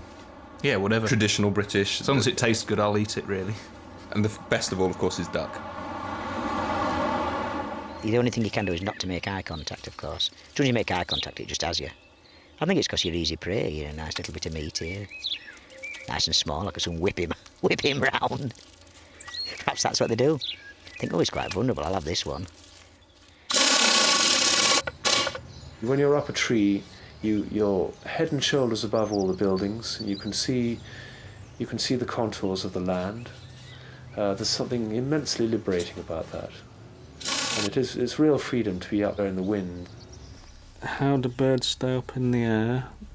It's all to do with aerodynamics, and that's far too complicated for me to go into now. Some things aren't worth thinking about, are they like that? Not all birds stay up in the air, do they? No, they don't. If you dropped an emu out of an aircraft, it wouldn't stay in the air, would it? No. The first time I flew myself, I was scared silly. But quickly started to enjoy it. It's not short of hard work. Every single day. Something new, something different, got to keep learning. Birds stay in the air through magic. And there's all these scientists and naturalists who think they've got it sus, but it's all magic. You think it's sort of Peter Pan, do you, Ian? Sort of they have a happy thought. Is that what you're saying? Yeah, birds are happy, and that's why they can fly. It's brilliant. When you're flying down the M6, you can see truckers flash their lights and they see you. It's great. There's no better feeling, I think. It's really free, so it's good. It's wonderful. It's a wonderful feeling. Yeah. You gotta limber up, you gotta loosen up. You gotta get all that. You know what I mean? You gotta warm it up before you let rip. Yes, I've never flown. Except I have jumped. I'm very brave at some things. I don't like to take off, I like to land, do I? Me personally, I do like taking off. The pull of it, right? When you actually take off. Yeah, I do enjoy that sort of thing. Taking off the surge, the acceleration, the noise, the shaking, and then, once you're airborne and everything's stabilised, perfectly all right. And obviously turbulence isn't much fun, but it's not usually anything to worry about. I've never flown in really bad weather or had a bad experience. If you've got that flying bug, then I don't think you really lose that. It doesn't matter how many times you take off into a dawn or landing at sunset. Yeah. It's just a special thing. I've got the best sense of direction. Anna's got no sense of direction. None at all, have you, Anne? No, definitely not. Definitely not. No, I haven't got a clue on direction, how to get there, how to get back now. No, I haven't got a clue. I could probably lose her around the block. She wouldn't be able to get back. Definitely not. Oh, well, would we say we've got a good sense of direction? I mean, we're blokes, aren't we? I mean, of course, we don't have to stop and ask for directions, ever. I mean, you never get lost, do you, blokey? I've never been lost at all in my life. I've been temporarily misplaced from time to time, but never actually lost, so I'd say I've got a pretty good sense of direction as well. Without landmarks, I'm lost. Without landmarks, I really am useless. And you take a right, and it's down there. Myself, personally, I don't like flying because I don't like heights. But we've never actually ever been on what I'd call a long flight now. It's been 4 hours at the most, isn't it? Yeah. How I'd fare on a 7 or 11 hour flight, I just do not know. No, I don't think I'd handle it very well at all, to be honest with you. Pigeons are vermin, man. Sky rats, what I call pigeons. You know what I mean? What we need is a few more peregrine falcons around London. Or sparrowhawks. Sort them out, you know what I mean? But it's getting smaller and smaller and smaller, the areas we can go to. And yeah, it would be great just to be able to rort down London's high street, you know. Woohoo, check me out, everybody. I'm coming past your window. Oh, you know, that would be cool. Yeah. It's not the fear of flying, it's the fear of crashing. I suppose once Well, people say they're frightened of flying, but they're not really. They're frightened of dying. Funnily enough, I've only actually been flying about 4 times in my life. The last time I went to Italy in May, and that I found fine. I got over it, and I realised it was an irrational fear. But before that, it really was like a white knuckle ride. To be honest with you, I do have quite a few fears and phobias. I don't like heights either, but flying was a bad one for me for a while. But I'm fine with it now. I don't think I've got a fear of heights. Maybe a fear of falling from a great height, but no, those being up on a high place doesn't give me the shivers. Other things do, but not heights. Yeah, I've not got a problem with heights at all. I actually fell through a couple of skylights on roofs, one at Bath Road at Brislington. I actually fell through the skylight and dropped through into the kitchen area. They weren't very happy though, not for the fact that I cut all my legs, it was for the fact that I had ruined all the dinner. He had a bad accident about 2 years ago. Flying one, sort of crashed into the ground, didn't you? Yeah. It was quite a turbulent day, and I started spinning, and I saw the ground coming up. I was going to crash near people, and broke my pelvis off. Nasty. The pelvis broke off, and it came up and it hit the first 3 ribs. Did the ribs break as well? Yeah. They did. The pelvis broke the ribs? Yeah. Oh. Oof. Lucky you didn't hit your head though. Yeah.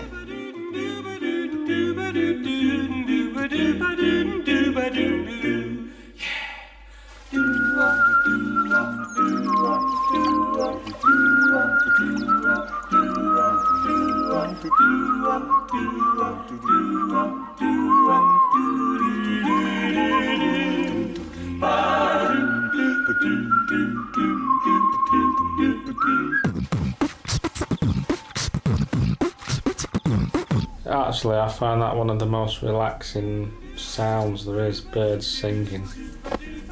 Yeah, lovely. All green and slimy with googly eyes. Googly eyes and little thingies that go up in the air with round bits on the end. Antennae. Yeah, with a spaceship.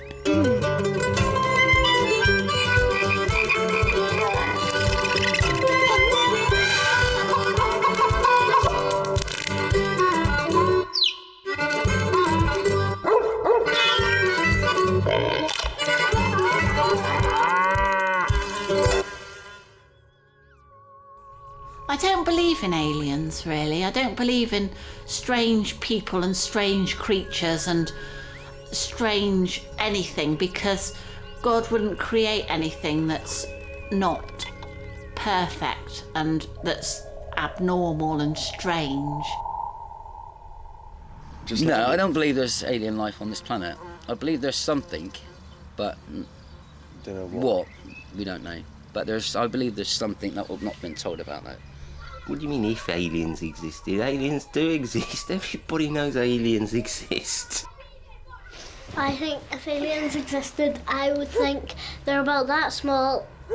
Some of them, these are the good ones, that small, and they have quite a big head, and they're very good at sums, and they have small legs and arms. I've no idea what aliens would look like. They could look like anything. There might just be a ball of gas, or an idea, or a particular coloured light. The whole conspiracy thing about aliens is absolutely ridiculous. I mean, why on earth would they visit us to fly around in some farmer's back garden in the back end and beyond in Suffolk to just bugger off again? It just doesn't make sense whatsoever. And the whole thing about UFOs in the sky is just beyond me. Well, what is a UFO? You know what a UFO is? What does it stand for? I can't remember. Something. What is it? An unidentified flying object. No, I've never seen one of those. I don't even know what one is. So anything that you don't identify that flies past you is a UFO, isn't it? So basically, if it's a bird that you don't recognise, what's that? You get the book out, you can't identify it. That was a UFO, wasn't it? No, you're being silly. I've seen a UFO at a time when UFOs were being sighted in Lancashire. People were saying they had flying saucers going over the rooftops in a suburb of Bolton. One news reporter claimed to have taken a photograph, but whether it was a genuine photo is another thing. I came beginning of May in 1984 because it's a beautiful planet. You can see it from quite far. It looks very attractive. It's not as striking, the difference that people expect when they ask, how different is it than home? I mean, you hate to lapse into this whole stereotype about how the English people are who live around me. We have radionic equipment, which we call spiritual energy radiators, which have been in operation now for over 30 years. Every unselfish action is potentized by spiritual energy radiators. You have here like shopping centers, which are like community centers nowadays. You have people on Saturday take their children to shopping center, like probably that's one of the elements of care and community program they have now. They develop, strong enough medication so they can keep you quiet and you can just walk around and look at the bright, shiny things. Yeah. Makes you happy. I mean, they make these models of aliens. I mean, how can they make models of aliens when they've never ever seen aliens? You know what I mean? Is that is that a fuss? Yeah, but is it? Yeah, you know but what I mean? You're allowed to have that imagination, aren't you? Yeah, but I mean, how can they mould an alien when they've not seen an alien? Well, if somebody asks you what's an alien like... Well, I couldn't tell them because I don't know, because I've never seen one. If they say, right, what do you think it looks like? Well, again, I wouldn't be able to tell you because I don't know. Yeah, but wouldn't you have a go at saying, I think they might look like this, or... Well, they could be 2 foot tall. Well, I think a lot of the portrayal of aliens comes from people who say they've seen aliens or they've been beamed up by aliens. Some of these stories people come out with. Do you think they are stories, or do you think they're true? There's no doubt in my mind that these people have had an experience. No, I think that's nonsense, to be honest. I think people have either had too much to drink or they've just got very imaginative imaginations. I reckon they've been on some sort of wacky-backy type stuff, I reckon, if they're saying they've been abducted by it. So they glow in the dark, like, The first few months in this country, I had to learn that you do not kiss everybody to say hello. And I did with the postman.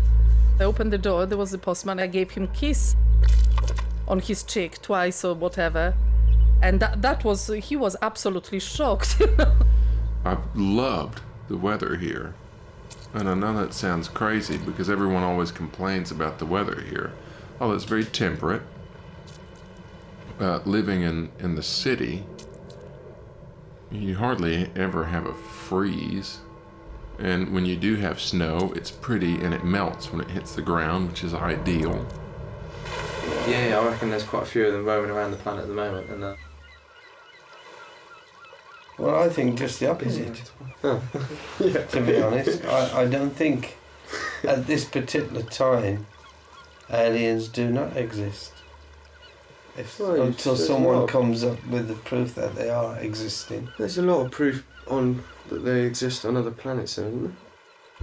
You know, it may not be kind of like we might be looking at sort of, you know, looking at things in other dimensions, you know, other planes. It doesn't have to be travelling through long distances, you know, things like the elves and the fairies. Wacky people. Wacky people. Real strange. This is home, you know. Everything is a bit upside down, but that's the way it is. But it's becoming, slowly, it's becoming level. I've learned that it's very important to be polite. Yes. You have to remember to say certain amount of thank yous and sorries. You have to say sorry to people you shouldn't really say. You know, you walk on the street and there's a person walking in front of you. Yes. And suddenly those two people perform a dance saying sorry, you know, and you don't know which way to move. Yes. I think that was something which I felt a bit bemused by that. Yes. Mainly, I just watched Jeremy Paxman. Now, as to whether they visited us or not, recently, I couldn't tell you. They might have. Who's to say they ain't here now?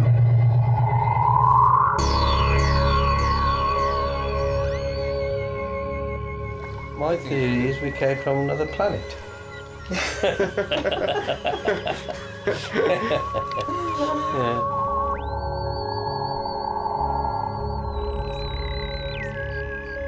It's just pants. I don't believe in it.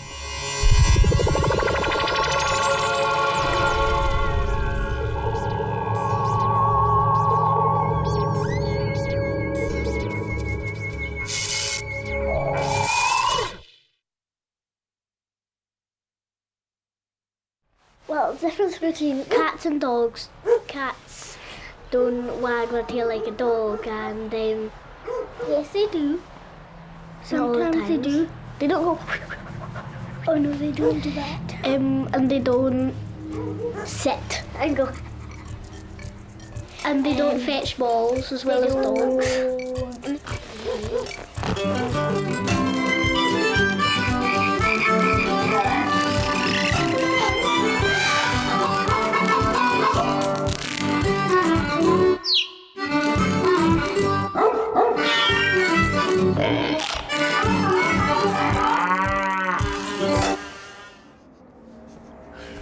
One's got a waggy tail and a cold nose, and the claws are like totally contracted all the time, whereas the other one contract their claws and it's got sharper teeth and pointed ears. Which one's which? The cats are the ones with contracted claws and sharp teeth and the sharp pointed ears. Excuse me. I think I'm an oddity. I've got a foot in both camps, really, and I appreciate either animal for very different qualities. I like dogs better than cats, though. No, I don't. They seem to be more friendly somehow. Dogs like greet you, whereas cats just sit. They can sleep for so long. No. Cats can appear to be lazy, but I don't think they are. They have big claws, like bears, and they look like bears. They just sit about all day and get fed and go meow, meow, meow, meow, meow. I find cats, they claw the carpet a lot. They're a complete nuisance, actually. Meow, meow, I think you get more out of a dog in response. Well, they're more Like, interesting, aren't I they? think they're thicker than cats, personally. Do you? I do.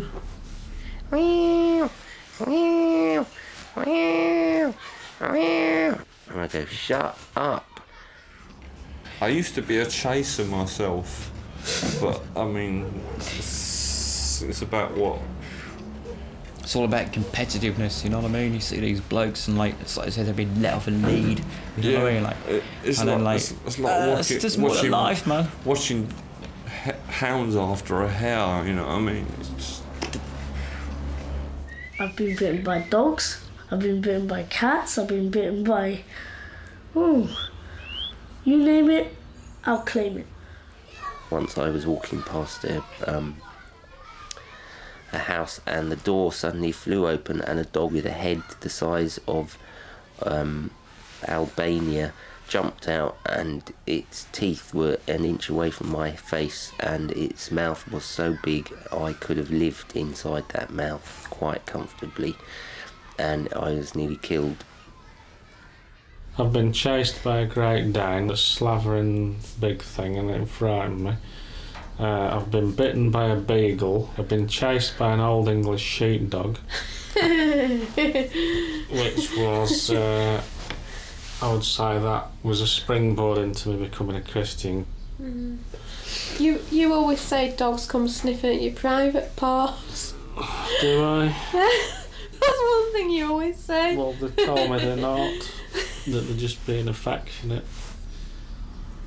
Dogs wag their tails to get the smell of their farts away, and the cat just walks around with its tail in the air. Dogs I like very much because of their great intelligence and loyalty generally, and just so animated and, you know, great chums. I don't think I've ever had fleas. I think the closest I ever got was scabies, and that was quite bad enough. You would entirely cover your body from head to toe with this alcohol solution. And there was always this sort of nagging doubt that some part of your anatomy would catch light like a fuse, and it would just be an enormous blue puff. I think the best thing to do is to put on some flea powder, which you get from the vet. But it's probably not a good idea to have a good scratch, because that makes it red and raw and a bit rough and everything. You know, I've never had any breed that's been a kind of a pampered, you know, pooch. You know, they breed these mutant dogs, don't they? And give them awards for how mutated they look. And if it's a perfect mutant, it's got a pedigree. But if you crossbreed it with another mutant, it's called a mongrel. Most pedigree dogs, to get them perfect, they've got things wrong with them. It's either the bull terrier or the bulldog can hardly breathe because they bred into them, that flattened face. It's a bulldog, innit? And a lot of the breeds have suffered when they show a cross. They look ridiculous with silly bowls. Looks stupid. I'm certainly a loyal companion, but I have to say I've been let down a lot too in my life. I might be very loyal, but I do like my father said before me. He said, you trust everybody once. And that's what I do. I trust everybody once, no matter who they are. So I'm loyal to the point of disloyalty. Cats, on the other hand, they are the clever ones. They give humans nothing. I'm not a cat person. No, they're not loving enough, and they hiss a bit, and they don't do anything. They just wee all over the garden and leave brown stains all over the grass and just make a nuisance of themselves. I've defecated outside, of course I have. You know what I mean? If you step in dog mess, then it's not very hygienic, and it's not very it's just not nice. You kind of get an antennae. The slightest thing, kind of, boop, boop, boop, boop. You know what's going on over there? Sidestep it.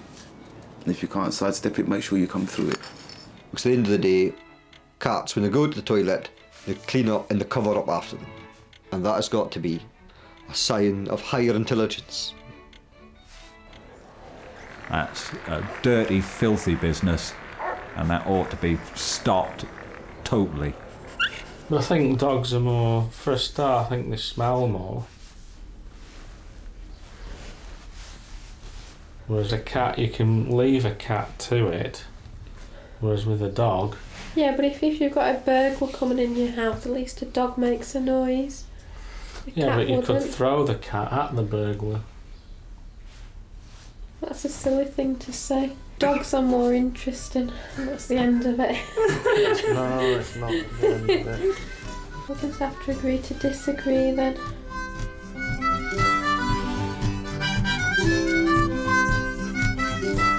And I've got a lovely smile, as my mum says. So, I look good for my age too.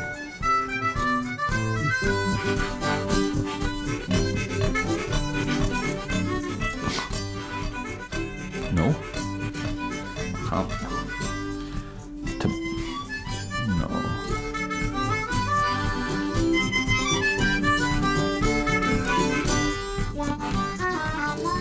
No. No, I think I'm...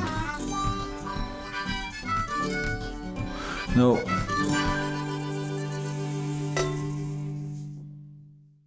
I like seeing friends and just sort of taking it easy and just sort of being comfortable but not extravagant.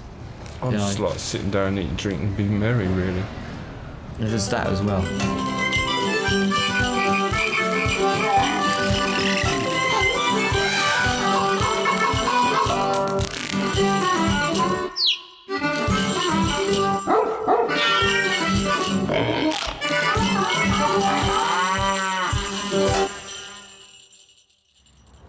Christmas is celebrating something to do with God, yeah? But then again, do you believe in God? You know? It all goes around that sort of thing, like. Yeah. So I think Christmas is the time where people just goes out and just goes mad and buying people's gifts and stuff like that.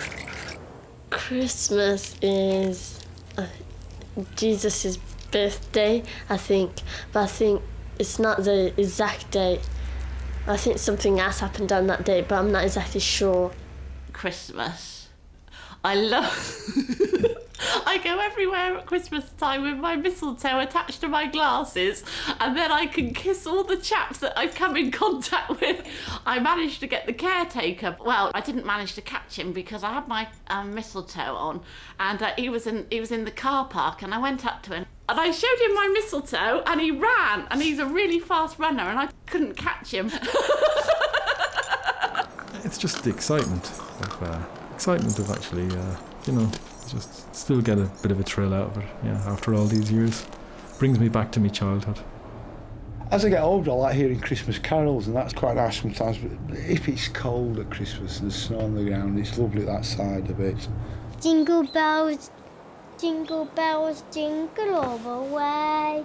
So much fun it is to ride in a one-horse open sleigh. So, dashing through the snow on one horse open sleigh. I love dressing up, I love dressing up at Christmas, The flashing earrings and all the tacky stuff, I just like the atmosphere and seeing the kids' faces and, just always liked it. So, jingle bells, Batman smells, Robin flew away.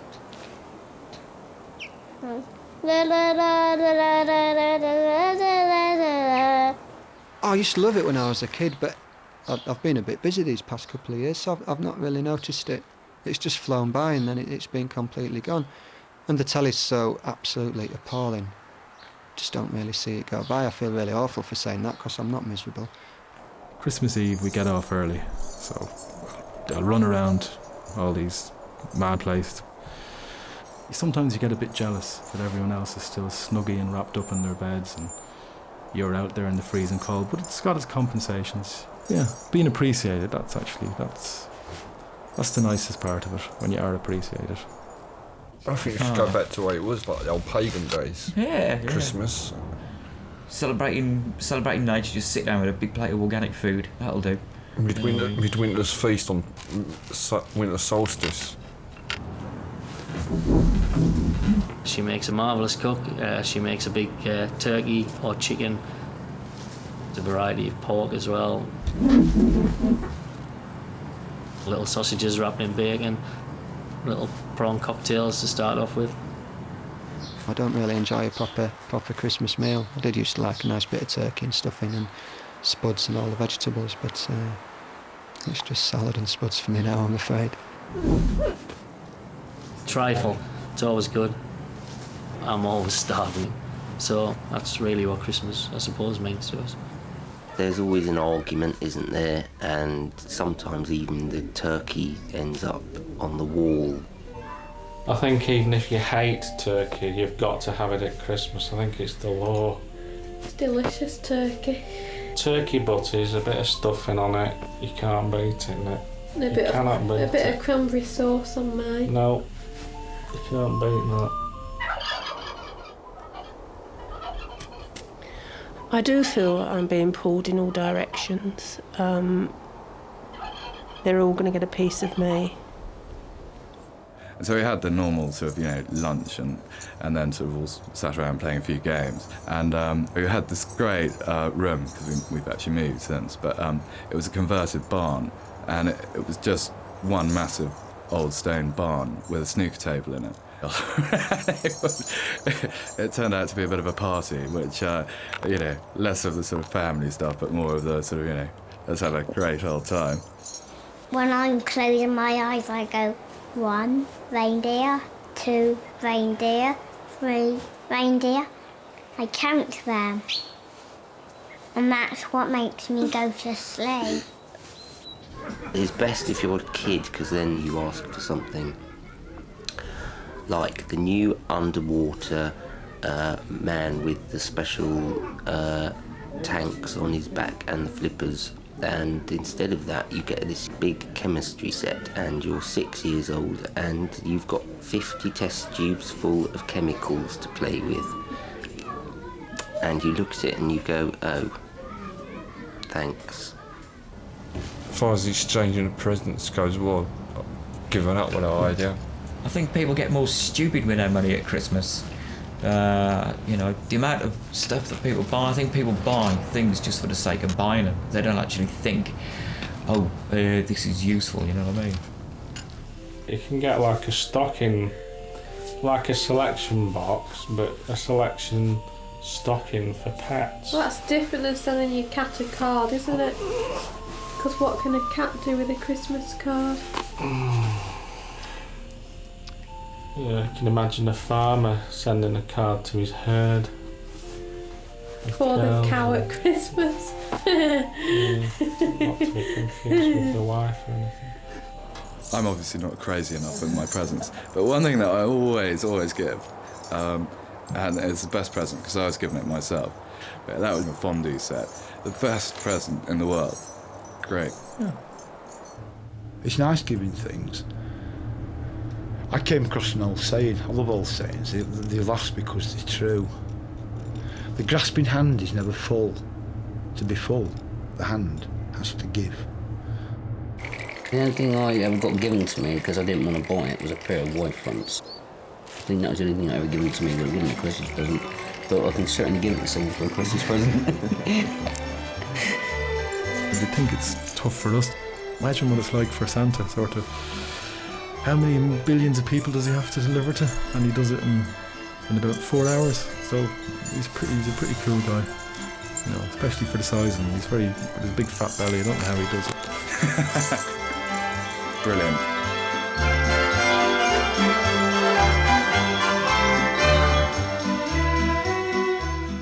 And I had one of the most startling, not scary, experience of my life. I actually bumped into, you mentioned a reindeer before, it's a deer, a reindeer, or a big animal, and I scared it, scared me, I scared it. We scared each other, and boom, completely dark, apart from just a light from the stars.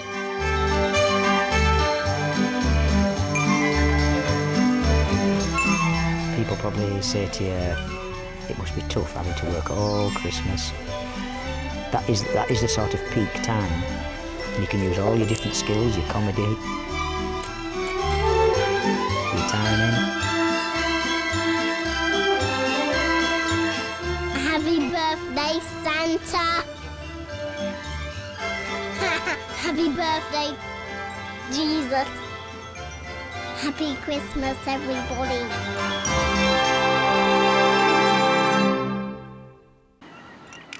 Oh, I love Blackpool. Little stick of Blackpool rock.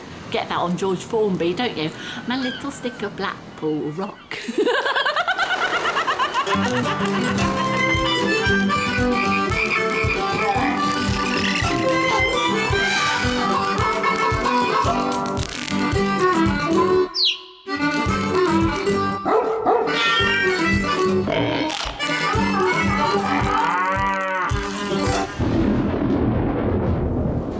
My family's been out here running the donkey ride since 1886. We've been here, so we're a long-established family, and we've seen a lot of changes over the years. We're great beach people, but not sunburning, but not sunbathing. The bottom line is we never sunbathe. The wind, if it's too strong, it's not so comfortable. It's, you know, a bit cool. But today I found quite pleasant, to be quite honest. Yes, rather warmer than yesterday, I thought. I think you just take potluck, don't you? A little bit of a joke, isn't it? If it rains, then we've got wet weather gear, so it doesn't really stop us. When it does rain, it clears the beach. As soon as you get some rain, there can be thousands of people along the beach. As soon as you get a drop of that rain, they're gone. Donkey rides and dodging cars and candy floss, toffee apples, they're the things that you sort of associate with a British seaside resort, you know. Yeah, indeed. My wife and I holiday annually in Cornwall or Devon. My wife actually must have sea and coast on her holiday agenda, so that over the many years, even though all our holidays have been in Britain, we've only once been to a non-coastal county, which is Shropshire. We had a fine holiday there, but the need to be near the sea nevertheless draws us back time and time again.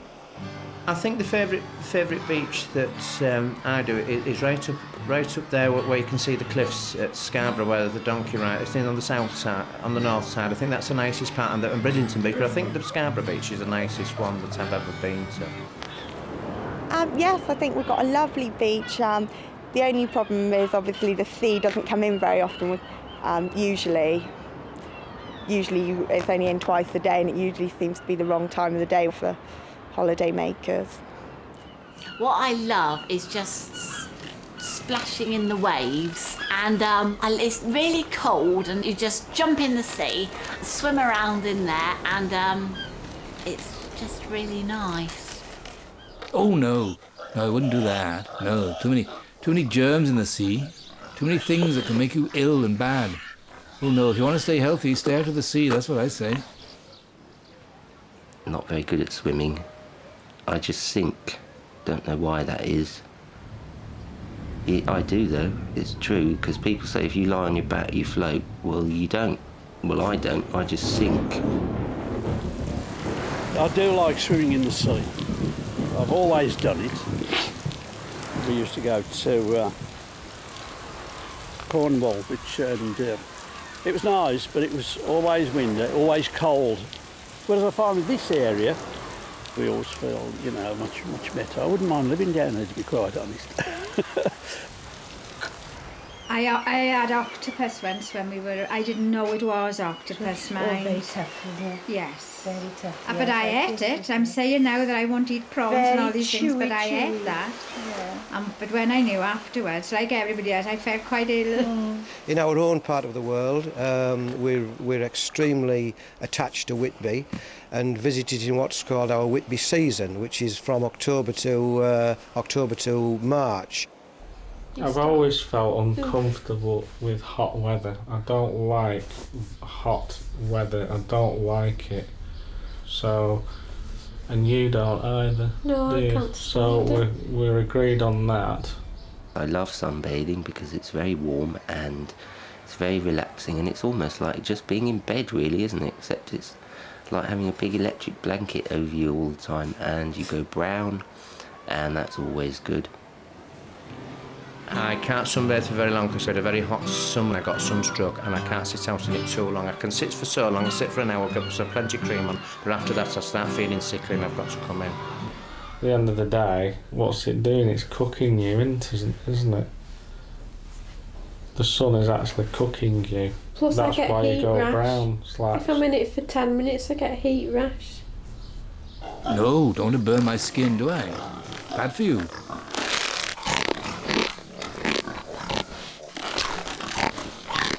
I love scrambling over rocks, being in the rock pools and just looking for crabs and looking for mussels. Oh, the best place for rock pooling is definitely Sidmouth. Really, really, really lovely rock pools everywhere. And I was rock pooling with all the little kids, and I was sort of digging around with, like, marvelling at nature. Oh, this disgusting thing, this turd fish, and it was really slovenly, and I pulled it up and I was trying to sort of marvel at it with the children, but it was so disgusting. I just ended up screaming and chucking it back. I've really noticed pollution. I think they're a lot cleaner than they used to be, the beaches in this country. They're beginning to get their act together, I think, now. Well, they have to, don't they? There's the European regulations on beaches. Well, the one what springs to my mind, it was a very, very big spillage. Worst fear, I suppose, isn't it? If you dive in and you dive Yeah. You don't want to go in the water and come up with like oil all over you. Yeah. It must put people off a holiday to see the state of it.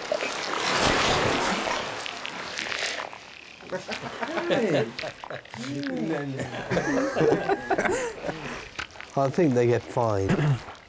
I'm almost certain they do get fined, the ship owners. Pollution is a problem everywhere, isn't it? I don't know. On the beach, what do you get? What pollution do you get on the beach? You get, well, too many people probably is the worst pollution, and their radios. We wouldn't sit next to someone that had radios blaring out and were really being loud and everything. I think if they came and sat next to us, we'd move. If we were sitting on the beach, or if they had dogs or stuff like that, we wouldn't stay there. The only reason I'm still doing this job is because of the children.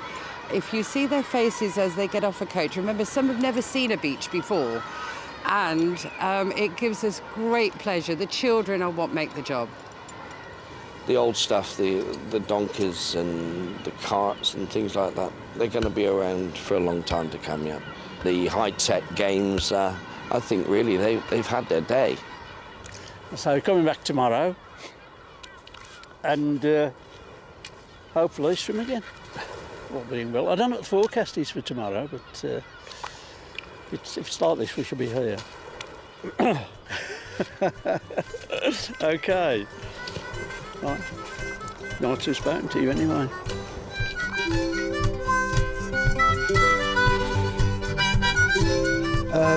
As to the finest holiday that I've had, I would probably say, paradoxically, that it was in the Lake District during the foot and mouth epidemic.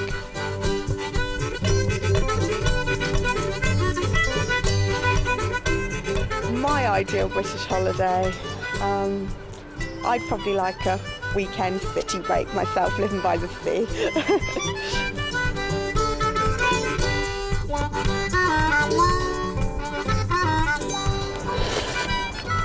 Don't mind if I hit this there.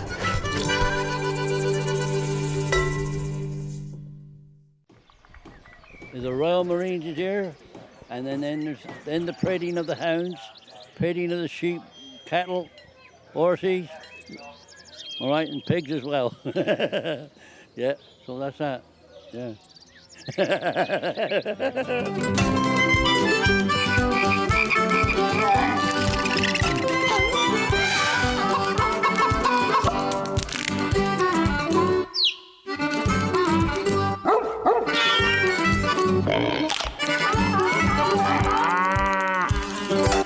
Could I explain what the county show is? The county show is a social occasion for people who live in the countryside. They bring their best farm animals to the show to compete with each other. And it's generally a big social occasion where people meet together and they go and have a look and chat. And it's all good fun, really. Well, we're very fond of the Bath and West because they always make you welcome, and here you get free straw for the cattle, and everybody is helpful, and you get paid for the milk here, which you don't at some shows, and it's nice to meet your friends. I wouldn't say it's a great social side to rabbits. Well, no. You do meet a lot of... meet a lot of people. We're all friends because we're in the same club. Yes, Yeah. Well, I've been involved since I was 3 or 4. My parents were both very horsey. I'm planning to go totty hunting a bit later, but I gotta. Well, that's after I've jumped my class, because otherwise I'll run out of time. And I'll get in trouble by the parents because I haven't done my job properly. But plenty of time for everything. Things have changed a terrific amount. Yeah, they really have. You know, things were a lot slower, and there wasn't the rush and tear that there is today. There wasn't, you know, and... Well, donkeys are so intelligent. A lot of people don't think they are, but donkeys are so intelligent, it's unbelievable. They're almost as intelligent, I would say, as a dog. We've got one donkey that came from the middle of London. That got too much for his owner. We've got another donkey that came from Ross-on-Wye. We've got another donkey that's came in with another donkey, and then we've got another donkey that came with a little donkey that we've got. Anybody standing there like you hasn't the faintest idea what we're talking about. It's all it's a word. What's the word? No. Other people wouldn't understand what we're talking about. They wouldn't. To watch the eggs being judged, people say, "How would you judge an egg?" But to some people, eggs are so important, and to get them just right, other people just eat them on breakfast. No. My main reason for being competitive is because I know the more I win, the more girlfriends I'll have. And the more girlfriends I have, probably the more I'll win, because the more support I'll get, just as I go in a big pressure class. So the idea is to keep winning and keep gaining lots of girlfriends at these shows. So first prize goes to number 116, Bowsdown Alpacas, Oxfordshire. The judge we've got today is from Peru, Dr. Julio Sumar, and he is one of the best regarded judges in the world, and he's come here especially from Peru to judge today. Only I think he's going to be here till midnight at this rate, so... You're all in a line, and the judge is walking up and down behind you, and then walks up and down in front of you, and then he moves up and he pats or slaps on the back of the animal that's the winner, and that animal moves forward. So you're there, and he moves towards you. This is it. And then the bucker turns and goes up the other way, and then he comes back. And it's a terrific feeling when he slaps, and then the crowd all applaud. And it's great feeling. Oh yeah, it's like a drug. It's like you've had a large scotch suddenly, and then you go on to having a whole bottle, and you keep coming back for more, and you want more, and when you get more, you want more, and you feel quite elated afterwards and really excited. Yeah, it's really good. I think you could say that show me a good loser and I'll show you a loser.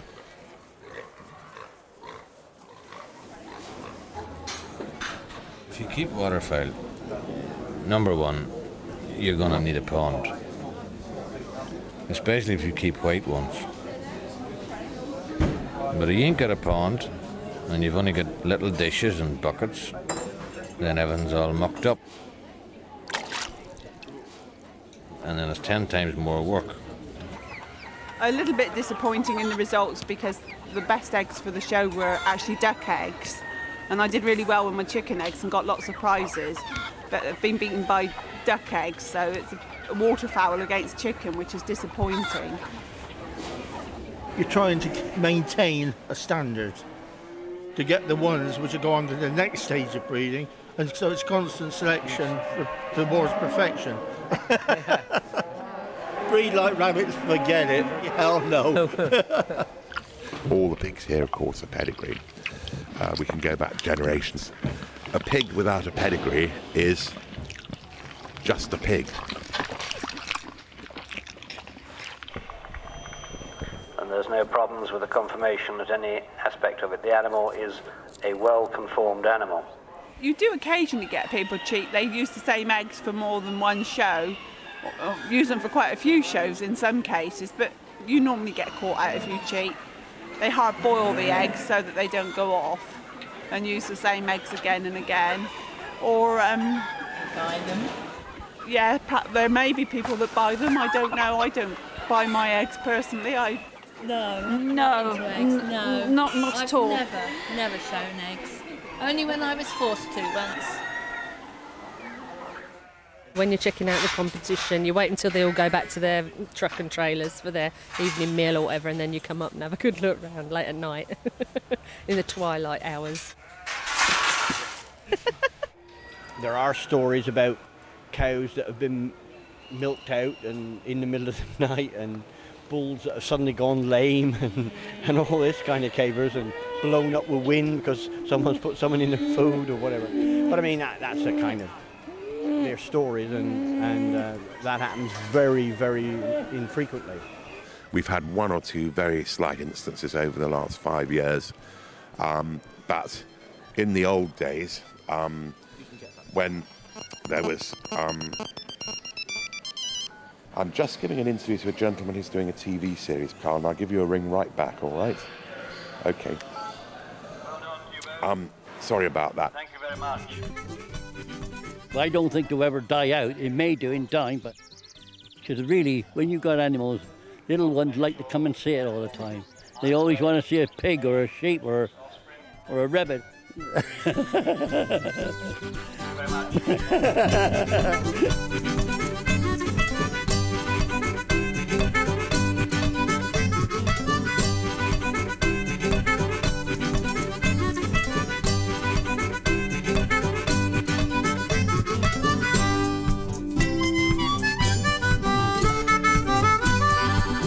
So that's all I'm going to tell you anyway. If you want to know any bloody more, you better sort that out yourself.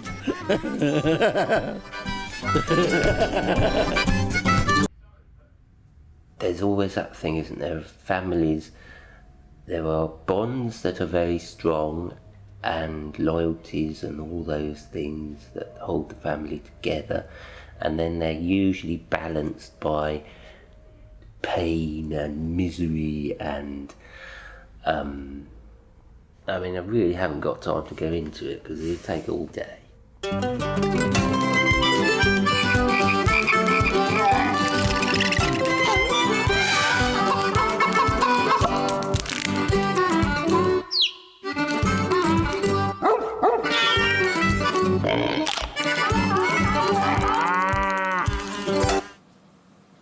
How do you get on with your brothers and sisters and your mum and your dad? I don't get on with my sister very well. No, I don't get on with my brother, and I don't get on with my brother at all. But I get on with my mum and dad fine.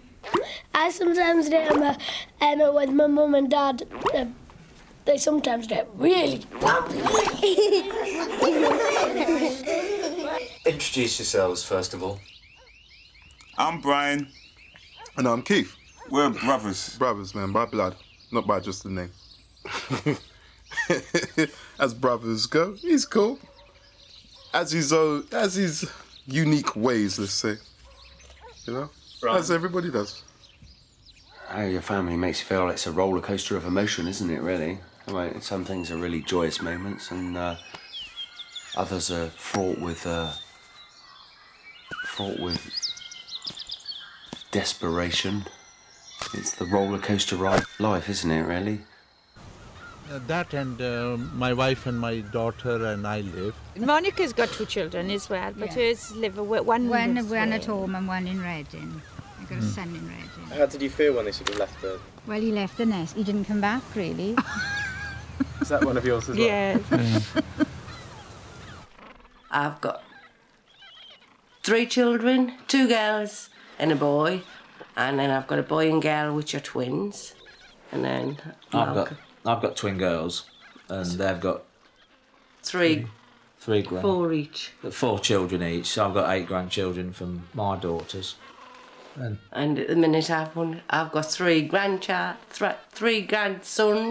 and I'm hoping for a granddaughter soon, I hope. Well, he's got 5, and I've actually got, here I've got Jasmine, I've got Ken, Charlotte and Matt, and I have another 3 in Swindon. So I've got Jade, Jerome and Jessica in Swindon. So Yeah. I've got 7. Yeah. 7 meals to get at. Yeah. Plus our own. Plus I travel backwards and forwards in between both, like. I can see that. Day in the morning, it is sunny. Is it? When I stand on my brother's toe, by accident, he tries to hit me in the head. On purpose. Like this. Oh! I normally give me a little punch, and I give my daughter a little hug, and that's it really. And the sort of arm, majority of the arm rough and ready, and they normally give us a bit of a punch back or a bit of a squeeze sort of thing, and it's just great to see them. My eldest daughter will be 68 Will this she? year. He'll be... And she is beautiful. Is she? Still beautiful. Oh, good. Yeah. Well, she- every child is beautiful to their mother. Oh, haven't they? no. I've got 3. I wouldn't say they're all beautiful. Oh. You can't tell what your children will look like when they're inside there, can you? I mean, what's going to come out? Well, you know there's going to be a bit of you and a bit of her, and you hope what comes out is going to be the best bits of you and the best bits of her.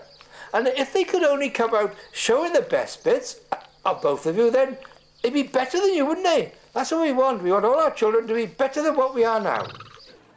So how many chicks have you hatched then, do you think, over the years? Hundreds and hundreds. Hundreds, haven't we? Mm. And they must be so tiny. It's amazing. Well, no, that's huge.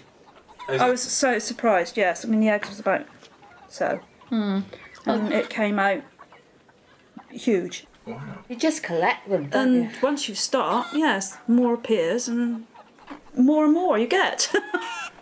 When the baby was born, I looked at the baby and it was all wrinkly and old looking.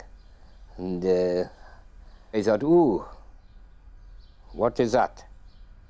My son's diabetic, and one day he gets highs and lows, and one day he was really depressed with his diabetes, and he kept saying to me and my wife, how come I'm diabetic? My sister's not. So I tried to cheer him up. I says, well, you know what it is? I says, I'll swap you any time you want. I'll have your diabetes, and you can have my Geordie accent. And you know what he said? He says, no. He said, I'd rather be diabetic than have a Geordie accent. I said, what? You're joking, aren't you? I said, well, it's great, isn't it? It's great. He's very intelligent. He knows everything you're telling him. That's what I like mostly about him. You can tell him to go to his bowl, and he'll go, and he'll pick out a treat himself, and he'll wander off and he'll eat it. And whatever you tell him, he'll understand sometimes better than a human. And he never ever does it on the pavement. Oh, go for that. I say I do. Twinkle little star. Yeah, you know that song, do you? Baba black sheep. No, what's the other one? Twinkle little what? Hide your any wool. What's that big thing in the sky? Yes, sir. 3 bags full. 1 for the You night. can't shut her up when she gets going. 1 for the day. They just show that they love you. It's like all of them, isn't it? They all got characters and they all show that, well, they rely on you to look after them, obviously. And I only got to say, come on bedtime, and they'll come and they'll follow me. They go for walks. Really? Walk around the fields, walk, they just follow me. I've been very lucky to have children. Well, so many. 2 husbands you've had, haven't you? Or 3? 4 children. How many husbands? Oh, that's not the point. Nobody asked me how many husbands. Yes, You but- will bring that up, which is Are all very the children wrong. to one No. husband? That's a subject that is private. Ah. No. I've only had 2. Oh, you've had 2? Well, I've only... Children? Oh, I thought you said husbands. No. I couldn't have a better dad. I couldn't look up to anybody. I couldn't see anybody telling me how to live my life any better than the way my dad did. And I hope I could be just as good to my own children. I try, but I don't think I can be. I don't think anybody could be as good as my dad. Oh, my dad's my hero, without a doubt, definitely.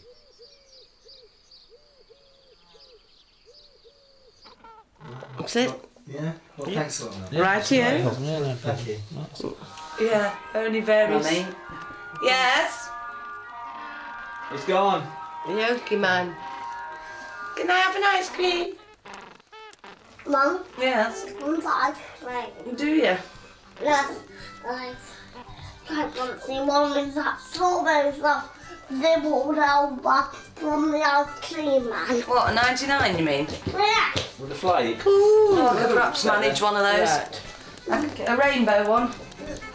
No. No, you don't want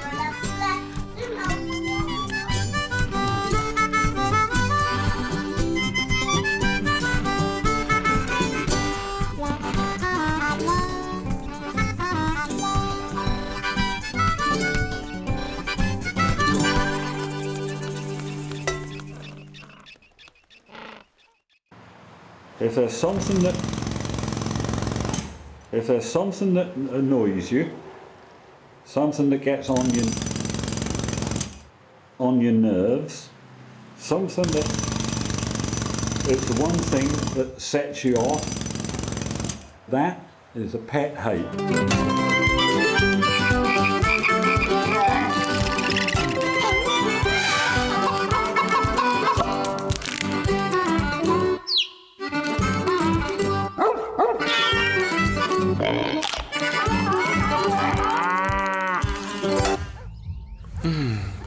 Pet hates. What I hate, pet hates. I don't hate too much. I'm annoyed by certain things, so can we go for pet annoyances? Yeah, instead of hates. Yeah, that's better. Or someone crunch at someone who's a noisy eater. Oh, yes. That really annoys me. Like that, Joan. Yes, like that. Oh, That's God. annoying. The pair of these are annoying. Very nice, though. Please, you enjoyed it? Yes, it was. Yes. Very nice. At the expense of our ears. Frustrating the life out of her. I burst a couple of blood vessels there. I don't like that Yes, at all. Joan, that's a pet hate. I already Doing got it plenty. again? Yeah, annoyances. Annoyances. Yeah, what annoys you? You. Okay, fine. I think that wraps up that question. Can we move on to the next one now? No, let's elaborate. Let's find out why I find you annoying. It is very self-righteous, actually. No. You No, are. I'm not You always having think that. you're right. No, I like to get the last word. No, that's not right. Well, I think you do think you're right. No, I've changed a lot. But there you're doing it now, saying I'm wrong, so you're right. Well, I'm hardly going to say, oh yes, I am self-righteous. Not in a horrible way, though. Oh, what's a nice way of being I self-righteous? don't know, it's then? just you. I'm just used to you being like that. Right. Self-righteous? No. No.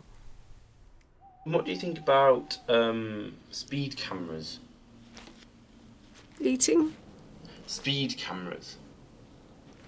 Sorry. Speed cameras. Nope. Don't get it. Do you know what speed cameras are? Cucumbers. I don't drive myself, but if everybody obeyed the rules, the traffic would go much better and everybody would get there quicker. Like on the motorways, this happened travelling back from Snowdon.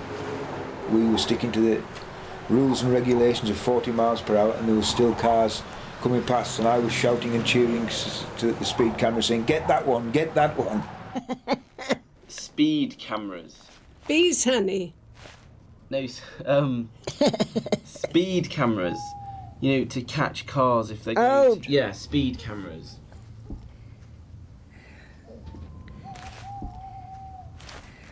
No. Because I can't stand listening to the radio, because the radio I find really irritating. I can't stand just having loads of noise in my head. I hate that. I just like to have silence in the morning, and if there's any noise, it's just me talking to myself.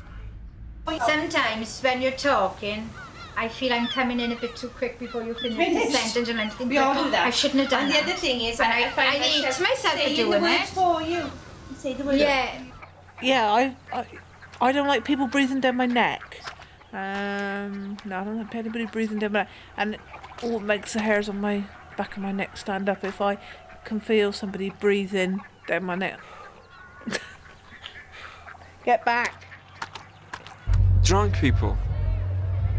I hate them. They behave like a gang of wild animals who are not animals. They're loud, they shout, birds fly off. They're singing hip-hop song that doesn't make sense to anybody. And they're wearing these white trainers and walking like orangutans normally, yeah? The hands is forward, the bend, and they're going like... It's just like if you're driving down the motorway, now they sling bleeding coke cans out the window at 60 and 70 mile an hour. Do they? Yeah, that's happened to me 2 or 3 times in the last couple of months. All of a sudden some practice slings a coke can out the window and it goes bouncing along and goes past your window about 70 mile an hour. And hope as you're driving along that the thing don't bounce on your motor, innit? Because you end up with dents everywhere. You end up with hammer finish. Hammer finish motor. The best thing you can do is leave traces of poo in the way, because they're actually not looking at all on the ground, they're looking at the girls around them. They step on it, they walk with it, then starting to smell. So they blame each other and they look at the sole of the shoes and that's it. They've been hit by us. It showed them that you can be dangerous, but in a smelly way. This is a funny question. What do you think your most unappealing habit is, both of you? Energetic. Unappealing habit. Unassuming habits. Unappealing. I've no Sort of idea. nasty habits. If you've got any bad habits. None. None. Oh, no, we haven't any bad habits. No. Bad habits. When people say something, I pretend I haven't heard them, so they repeat it again. That's a bad What habit. for? Just do it. Dave's got some bad habits. He goes like that with his jaw. Really annoys me. Like, Oh, Dougie does this? I mean, what good's that, anybody? well, I don't know what Dave does. It's as if like his jaw's locked and he has to go. God. My habit is, and this I has do been that. explained to me by my children as well. Yeah, this has been When I explained to me say- by my children. When I say a joke, I go on to Explain it. What's that? somebody's flushed the toilet upstairs. I have a few bad habits. I tend to scratch a lot, and I also, unknowing to me, I tend to pass wind a lot when I'm in public, but that doesn't really worry me, because you've got to pass wind or you might blow up. What's that mean? Bad smells. Yeah, that's natural, isn't it? Not that much, isn't natural. You've got that many bad habits. I don't know if we got all evening to discuss them. I don't think I have I? Hey? What bad habits have I got? Pardon you? Pardon me. Yeah, but you can't not do it, can you? It's not like biting your nails, which you just do. You don't have to force it so much. Don't force it, just... You do. Like that. It's not true.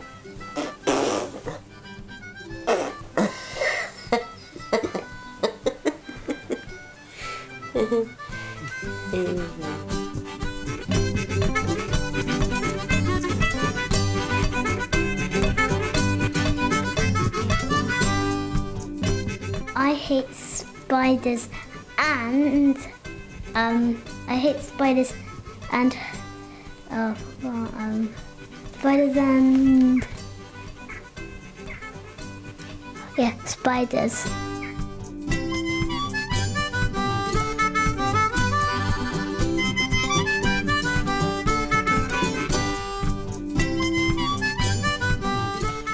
As I say, I think we're being used by people. Our tolerance is being used by people for their own ends. I was most annoyed with the election of the last Labour Party. They weren't really bothered about what they did. Do any of you do any impressions? I used to do Dame Edna Everage. No. I did, but I haven't done it for about 10 years now. Oh, I don't even know if I could do it now. It would probably sound awful. Can you do one? Only a few. Only a few. Oh, only a few. I can do Kenneth Williams. Go on then. Oh, no, oh no, stop it.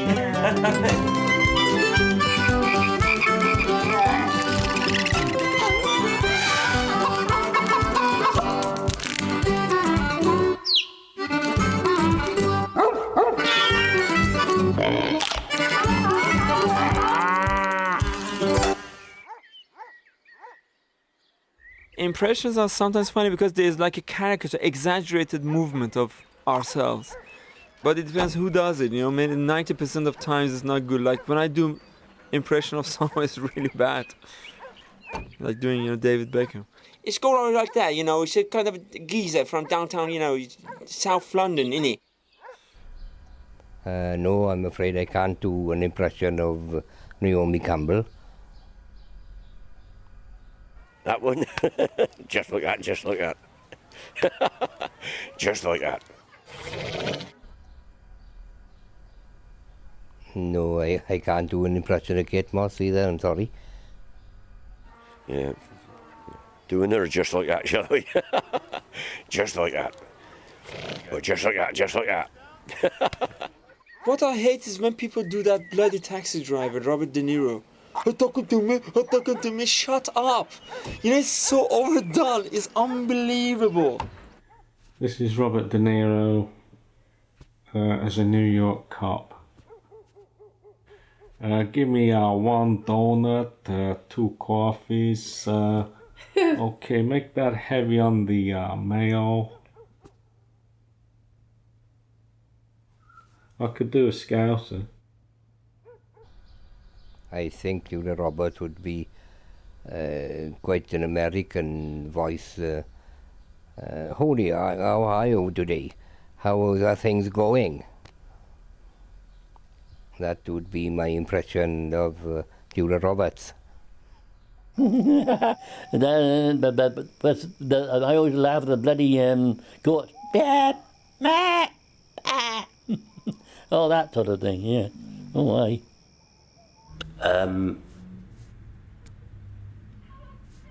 Kippers, they're good, and I think they sound like this.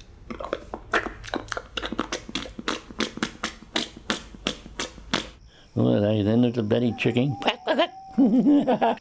Chicken is one of my best. I don't know why I'm so good at doing it, and I ain't bragging now, but I just am good at doing that chicken noise. And it goes like this.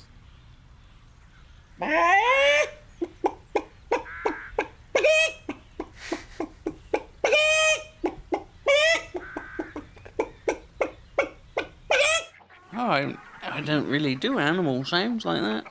I got the wife to do all that, see? Hey?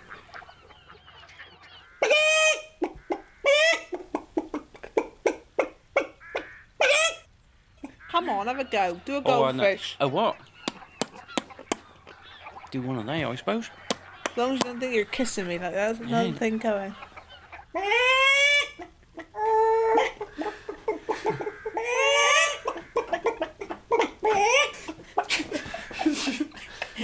It's just the faces you're making when you do Yeah, but it. it's very hard not to make a face when you do the chicken impression. I do a pig.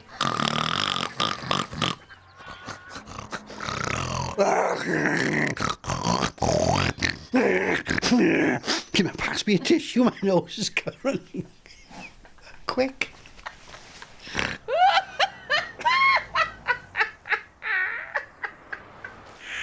Flamingo. A cockatoo. A cockatoo. A cockatoo or have a cockatoo. Not a cockatoo or a cockatiel. What's the difference? A cockatoo. It's a one's Animal a man, one's a magic. woman. What was the guy called? Johnny Morris. Johnny Morris. Yeah, Oh, I used to remember that. Oh, he was Johnny good. Morris. Well, that was Used to to do all the impressions. Was that cockatoo? Oh, cockatiel. I don't know what Cockatoo the or difference is then. cockatiel? Cockatiel. Cockatoo. Wasn't it? It was cockatoo, man. It was a cockatoo. We're going for cockatoo on that one. Cockatoo. Yeah, or a cockatiel. I'll go along that line. Cockatiel. Starling. Oh, well, Hey. you never Oh, know. I nearly said a Distant starling. relation. Did you?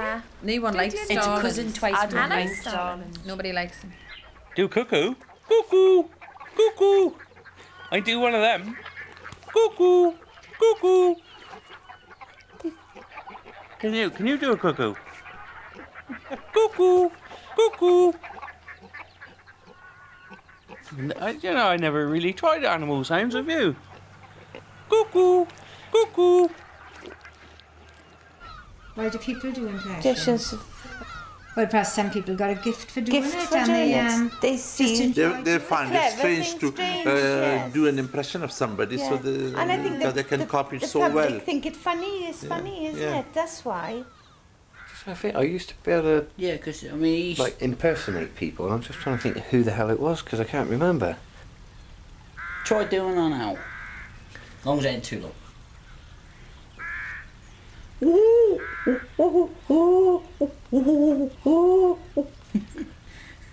That's not bad actually, that's not bad.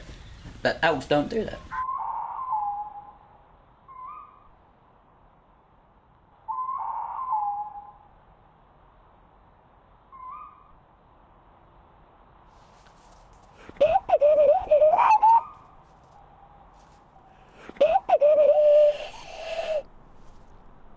Yeah, you go, Yes. doesn't he? And then you think, well, what's We've he? got a- we've Somebody's got trying to owl, send me a signal or Yes, something. it's not a very, But we because haven't heard everything it is for a while. quiet, and No. I hear that, Well, and like- I don't I like like it. the sound of Oh, the I owl. don't The like one you were You listening like to it? from there was cuckoosh to No, that's cuckoosh not to the from- pigeon. Yeah, over here.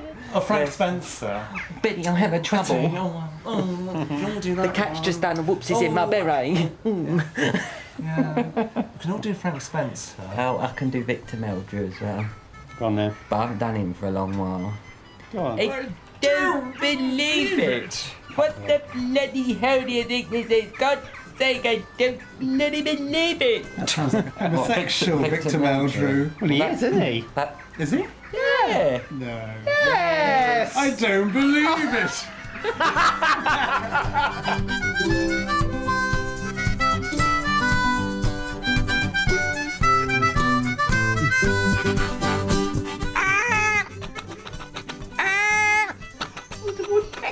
The neighbour's going to say them poor things have gone.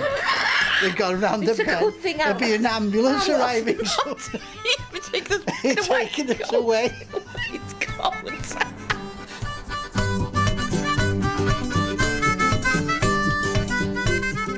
His impressions are sometimes quite cruel. Don't like him. Ah, yeah. Just being stupid now. That won't be used on the thing, will it?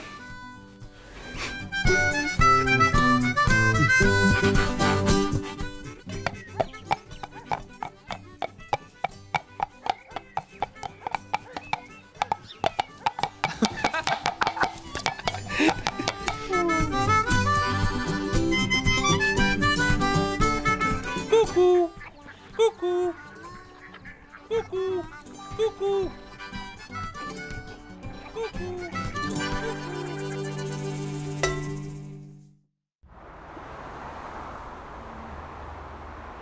As I look down, I can see an empty beer keg standing beside a plastic bucket full of don't know what.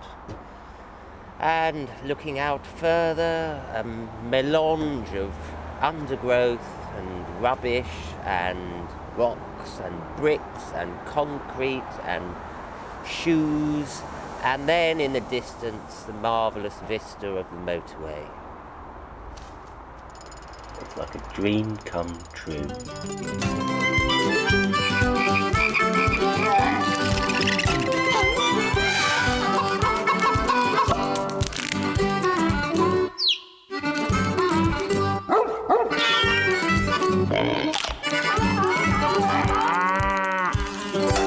What's the neighbourhood like round here, both of you?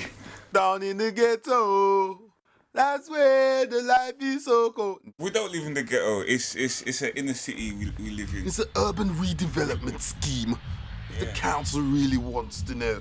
Urban. You know what I mean? Remember, state the word.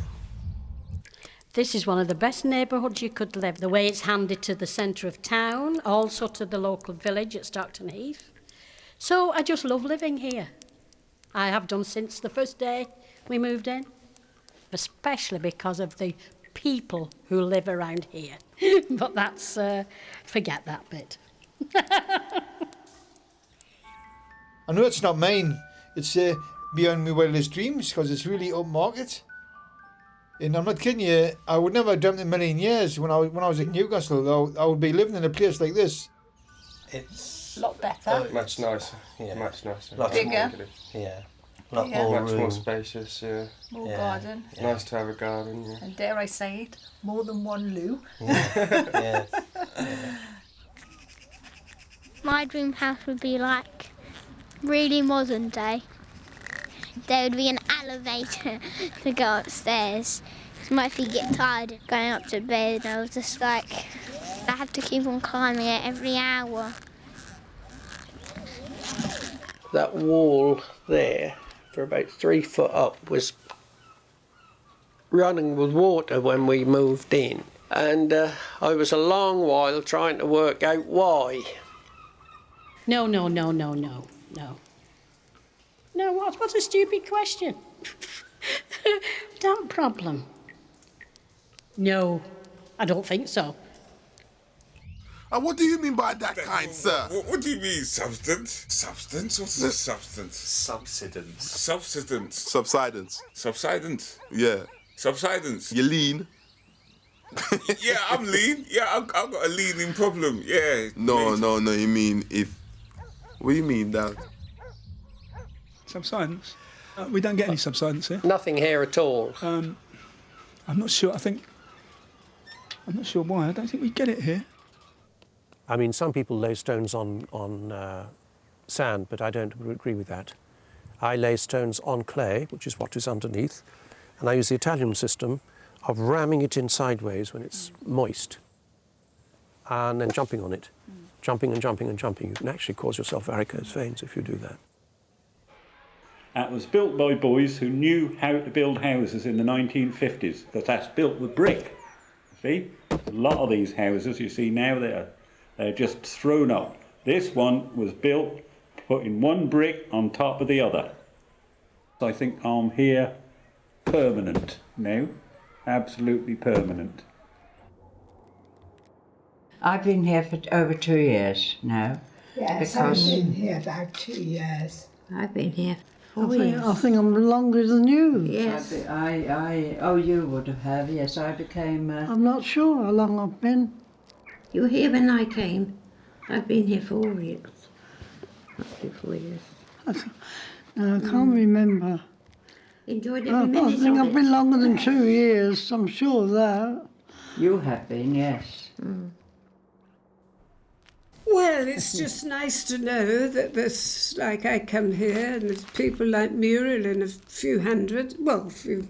Yes, yes, a few. And they're all the same. We're all here for the same purpose. Companionship. That's it. Friendship, conversation. We talk about past lives sometimes, future.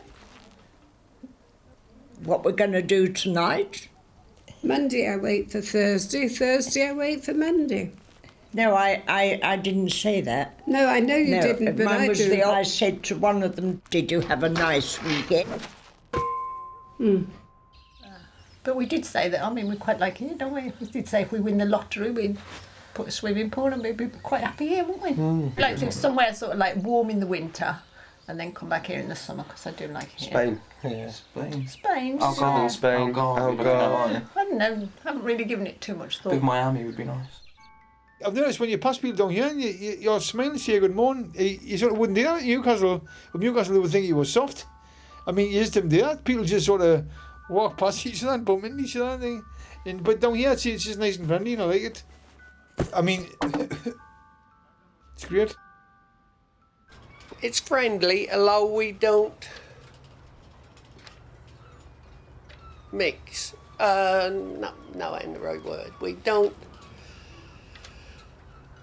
walk in and out of each other's houses, but everybody's friendly, everybody speaks when you see them.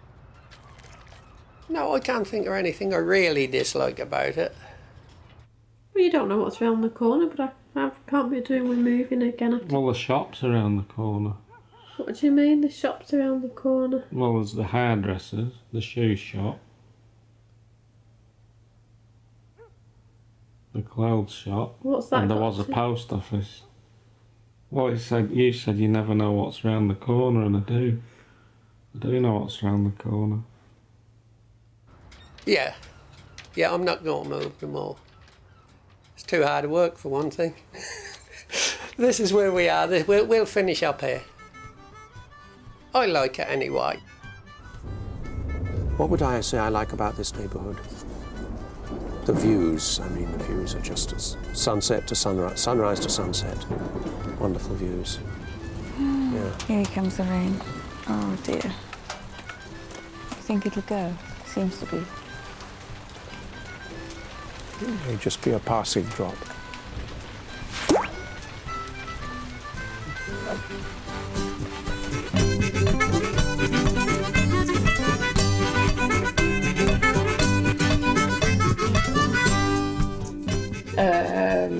With the bedroom with a big leak in the roof. No. Which we don't know where it's coming from because nobody's bothered to look.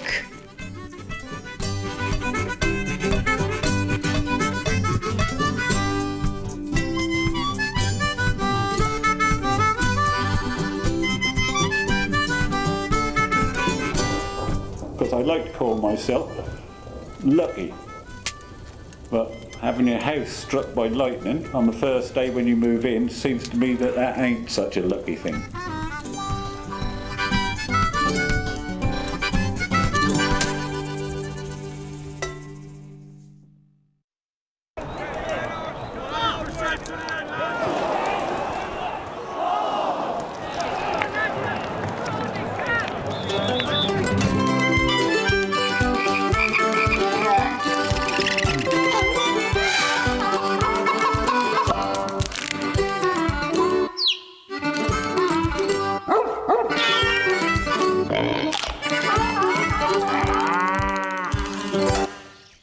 Who would win the 100 metres? Obvious. Yeah. I could win sort of the first 30 metres. Yeah, right. No, I could. No, you couldn't. And then it would be you. No, you couldn't win the first half a metre. Okay, as you say, Patrick's the one who's much more You could be wearing competitive. running shoes. That's actually rude. Whoopsie. Personally, I find it so much easier to run with somebody than on my own. It is by far the best form of social. Oh yeah, I really love it. Wife hates it, I love it. What about a mile? Who'd win in a mile? Patrick. I would win in a mile. If you didn't get distracted. If I didn't get distracted. Yeah. No. I think your mind fitness is more important. Mind and body fitness is... Mental fitness is more important than your body fitness. Running is a mind thing. It is a mind thing. It is a mind thing. It's not just. It's not a case of just putting one foot in front of the other. It is a mind thing. If you haven't got the frame of mind to run that day, that time, that minute, you're only one step away from a walk, and that is it. That's a good point. Excuse me, could I interview you about your experience of running? It's exhausting. I get a bit red and sweaty and hot, very hot. And I find at times I get sort of chafing. That's quite uncomfortable. When the Jane Fonda workout video has been on, I have actually joined in once or twice, but at my age now I've gone a bit stiff. We used to go and dive off about 40-foot cliff straight into the sea. It didn't worry us. Now I wouldn't even go within 10 feet of the cliff. But there you are. Just go back to sports quickly. Mhm. Did you ever do sports to impress the opposite sex at all? No, I wouldn't want to impress the opposite sex with sport because I think they just spoils us. The first thing really was, when I first started climbing, was to try and impress ladies. And besides that, all the women you do meet down here are basically hairy baboons, you know, they're not my type, unfortunately. And legs down for power. So hand first, bang. Faster with the hand, Ruth, faster with the hand. But that doesn't mean fast with legs as well. Fast hand first. Watch, pause, and fast hand. That's it. That's been lots of fun doing this. I enjoy it. Really, really hoping to one day get quite good at this, but I don't know if it'll happen. I'm getting too fat, really. Oh dear.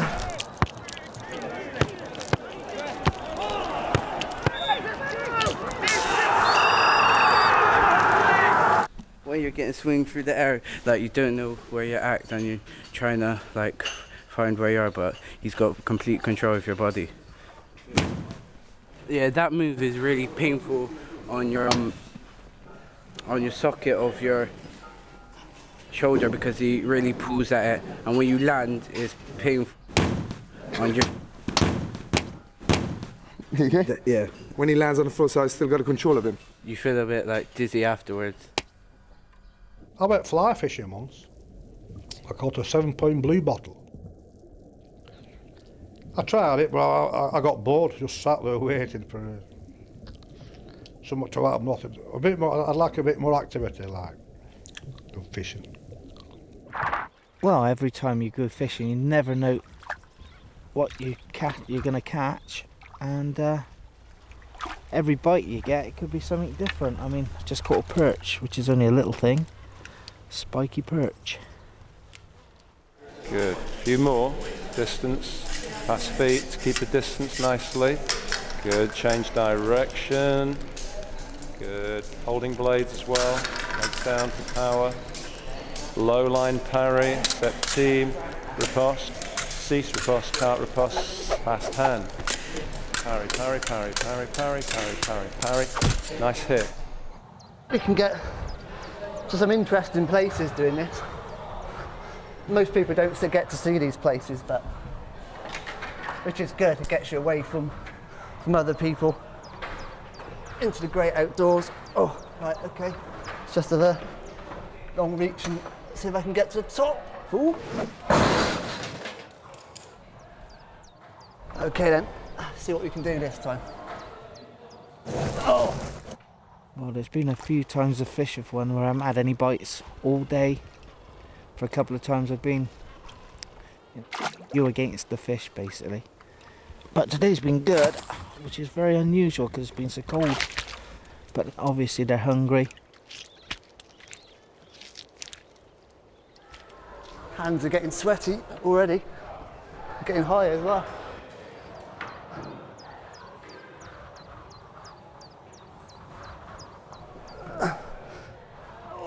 Oh dear. I hope I'm not gonna. Ooh, foot slip. Sometimes I'm competitive and sometimes I'm not, but quite a lot I do quite like to be on the side that wins, but if I'm not, I'm just cool with it, sort of thing. Well, you're getting better. Yeah, I'm getting better. At the moment, I think I'm cool with losing. You just describe what move you're going to do and then do it. And then tell me where to, because I don't want to get in the way. So. Okay, there's well, he's gonna land over there, so be careful. Go back. Extending him. Hold on, tight. Okay. The last game I played with you, you weren't very happy that you lost. Yeah, and that was quite a long time ago. Well, you didn't take it well that you'd lost. I didn't take it that well, but I took it all right.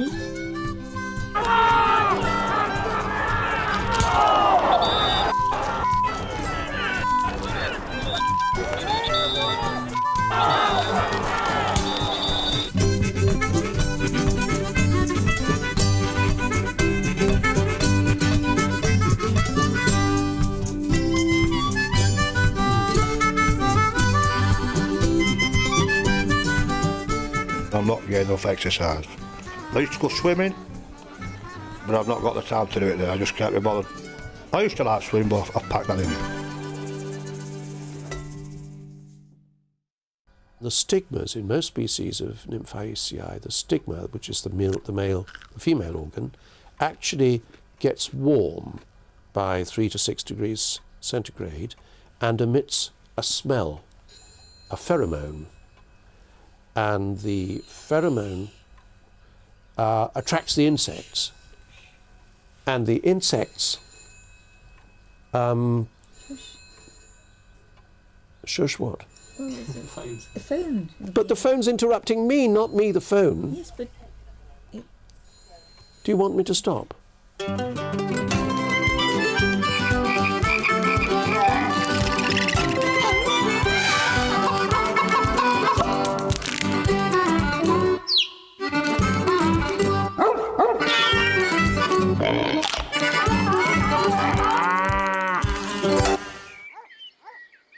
I heard, through the body odor from others, we realize if we are genetically matching or not. And unfortunately, the way nature works is the odor rather than perfume, you know. So the way it is, I'm sorry, I can't change it, so I smell and I like to smell people as well. If I smell you in the street, don't be offended. I went to an animal rescue charity in a very deprived part of northwest London. And I took one look at her, and something happened. It was one look, absolutely one look. I didn't really like him actually, to be honest, at the beginning, because I thought it was a bit of a sort of know-it-all. Oh yeah. But the way he ate a sandwich. That was it really, and you could see his stomach. So yeah, that's why I quite liked him first of all. You've got to be confident and optimistic. If you're pessimistic and always on the back foot, I don't think you get anywhere. So, you know, a bit of the old cockiness. You know, I think they all like a bit of that. I am sexy all the time. Do you know what I mean? Well, which part of you? Oh, all of exactly? me, of course. You know, that's... So I feel like that when I get out in the mornings, you know, I feel very sexy.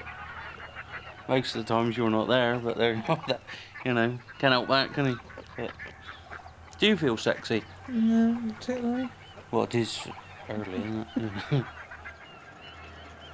Yeah, sure. Of course I'm sexy. I can use my voice. I can tell you I love you. I can whisper this on your ear 100 million times and you will scream for more, more and more. I have a great smile, which you will never find anywhere else in this world. It sounds corny now, but he used to always get the same chat line I say. You know what it is? You know the best part of your body? It's a bit in between the top of your head and the bottom of your feet. All of you. I say, you're lovely. I said, I've seen some lovely lasses in my time, but I said, but you must have been right ahead of the queue in the audition with the good looks. But when I was saying all these things, I had my fingers crossed. Biggest turn on for me. Lovely bottoms. They must have a nice bottom. I don't know what it is. Not too bothered about the front bit, but the bottom bit I do quite like. I'd never worried about size or shape, or I've lived with mongrels for half my life. And suddenly here was I, head over heels, in love, or what? It's lovely being in love. It makes you all twinkly and it makes you all happy, and sometimes I can't think straight, do you know what I mean, because I'm thinking of him.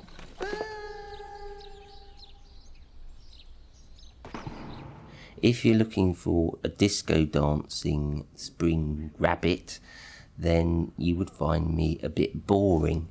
But if you are the kind of person who likes to sit around and moan a lot, then you could say I'm a very good companion. No, actually, he's not too bad. He's not that unsavoury a person. I think he's all right. Thank you. 'Cause I'm really intolerant. I'm not that unsavoury a person. The thing is with you, your mother did everything for you. And then when you come up to me, you're already bloody useless. Obey, that's what the vicar No, said. I didn't. When we got married, I did not obey. Obey. No, I didn't obey. Obey. No. I have lots of trapped air that has to get out somehow. And that's really bad when you're sleeping with someone. And methane gas is lighter than air, so you end up on the ceiling. And so that's why I choose not to sleep with anybody, and that's why I don't have a partner for a long time. It's all not my fault, it's the methane gas fault. I've got about, wait, let me count. 19 boys fancy me, but I don't fancy them. I actually fancy Roo and he fancies me because you're pretty, that's why. I'm really gonna get in for that. I used to be very romantic when I was younger. I think everybody who's younger is very romantic, you know. Fall in love, thinking about the partner, doing different things to them in your head.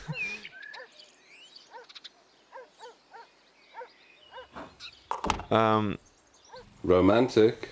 No, not really. Yeah, you No, are. I'm not. Don't be You nonsense. are. Really, really, Nonsense. No, I don't think so. I think you are. You're very thoughtful. You are. You never said that before. Oh, I'm not on tape then, am I? Yeah, no, I'm a little bit romantic. I like to Romanticise. lavish gifts upon my my wife, and and I do like to treat her to things that I know that she likes. Trip down Tesco's. Trip down Tesco's. Yeah. She loves all that stuff. What about me? Are you romantic? You tell me. No, you're not. Aren't I? No. I am. No, you're not. You're just saying it now. No, you're not. I'm not. I am actually. I do believe in love at first sight, but I'm not saying it does anyone any good. What happens after that? That's as much as I'm saying.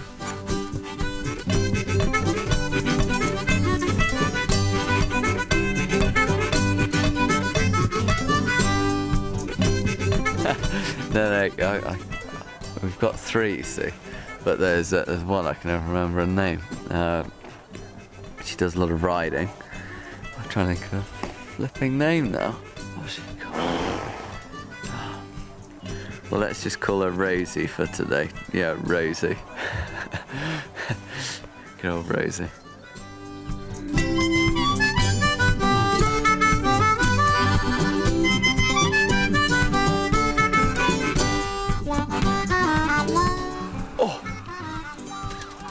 I've pulled a muscle.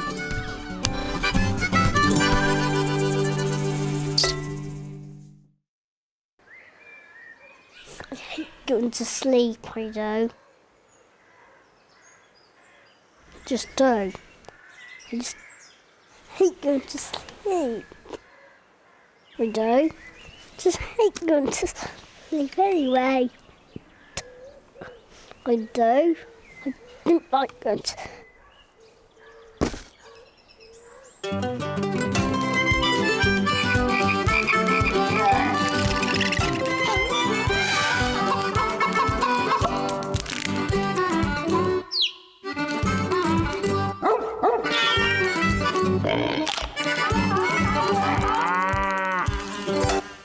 How many hours do you reckon you could stay awake for? Competitively. 24. Well, yesterday I can use as an example. I stayed awake for 8.5 hours. I did. 8.5? Yeah. Wow. Oh, the sleep is very important. For me, it's very important. For me, sleeping is very important. I think it's very important, the sleep, for me. People think that when you work on nights that you'll automatically go sleep in the daytime because you're so tired. It doesn't work like that. I wish it did. Because you're really like, you come home at 6 in the morning, I'm buzzing, aren't I? I probably could go to about 10, 12. I probably could stay awake all day actually. But then all of a sudden, bang, it hits you like a wall. What happens is, if say, for instance, It turns into a grumpy old. That's what happens. What was I going to say then? I had a good one then. Oh, sorry. I don't go to bed till late. I couldn't go at 9 like you. You couldn't? No. 9:30 and that's it? Lunchtime? No. No. Normally, I'd have 6 to 7 hours sleep. I think it's advisable to have 7. I know that if you have more than 7 or less than 7, you're likely to die earlier. If you're tired enough, you'll sleep anywhere. Doesn't matter where it is, as long as it's warm and dry. That's all you need, really. Slept in fields, stuff like that. Tunnels. Under motorway bridges. Slept in the middle of motorways, actually, a couple of times. It does something queer to folk, doesn't it? I mean, they might be a bit more sparky, and they might be in the mood for love. I could sleep 12 hours, easy. I could go to bed now and not wake up till 8 o'clock tomorrow morning. 5. There's the phone ringing. Right. Hello? Hello? No, I'm sorry, she died ages ago. You need to update your records a bit better. She didn't. There's only the neighbour that moved, but they don't like to. I heavy breathe at night. No, man, you snore. I don't snore. You've always snored. No, I don't snore. You snore. I don't snore. I don't snore. You do. I. Why are you doing that? I'm telling you, I've heavy heard you breathe. snoring, right? And you won't believe it. I'm not gonna lie to you about something like that. You snore, man. I don't snore. You do, like a pig. I've never heard a pig snore. It's diabolical. I'm not kidding. I'm not being nasty or anything. I'm telling the absolute truth. It wakes me in the night. It did early this morning, round about 4 a.m. And I shook. Well, I didn't shock Jackie. I said, Jackie, turn on your side, because when she's lying on her back, you see, her head will flop back, and she'll go. And I thought, oh, you're nasty about me. No, it's not. I'm not being nasty. I can't help it, can I? No. I can't help it. And you had your adenoids out. Yes, I haven't have. you? Yes, and my tonsils, but I can't help it. I've got to lie on my back because I've got a bad back. If I ever sleep on my back, I have those dreams where it's like you can't move. Really scary dreams. Like you're half awake and half asleep, and I really hate that. You never ever sleep on your back, do you? Not anymore. Well, that's... Well, there is such a thing as nose pegs. Is there really? Yes. Oh, well. Which we'll have to introduce into this household. I'll go and sleep in the other room if you want. Or you go and sleep in the other room.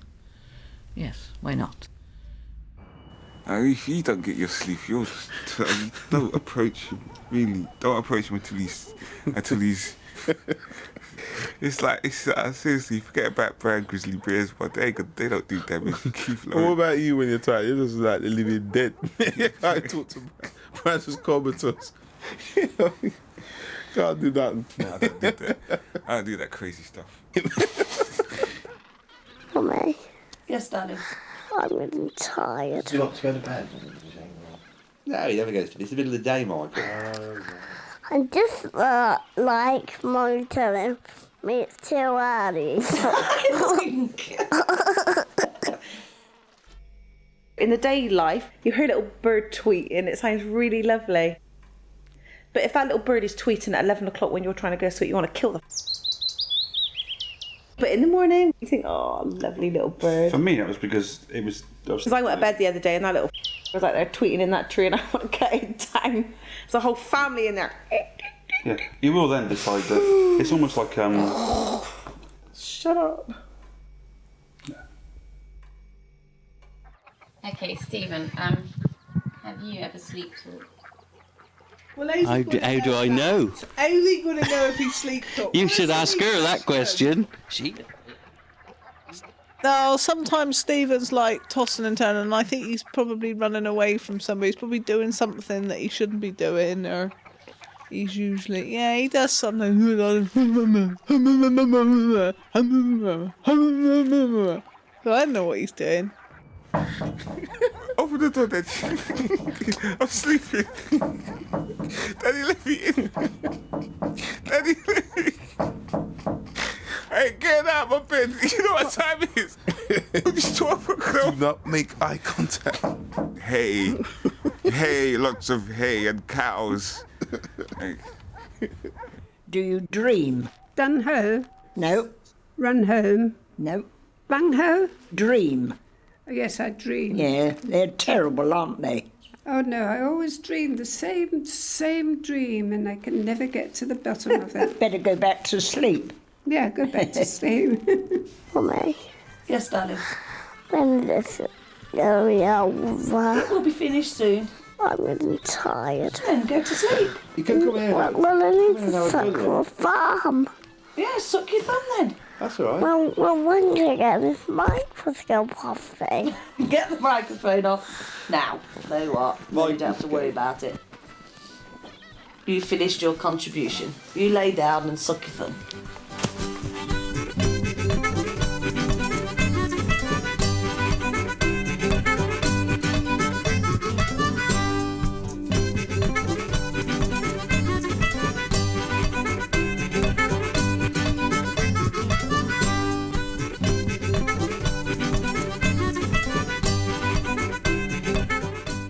I keep getting up. I do.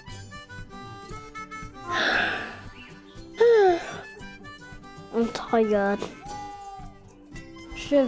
I should have went to bed. I just hate going to sleep. I do.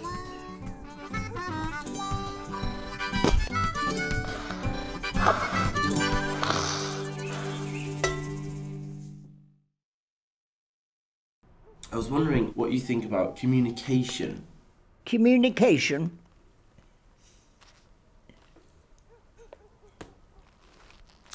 It's a difficult one, that, isn't it? Sorry? I say that's a difficult one. I wasn't listening. No. No.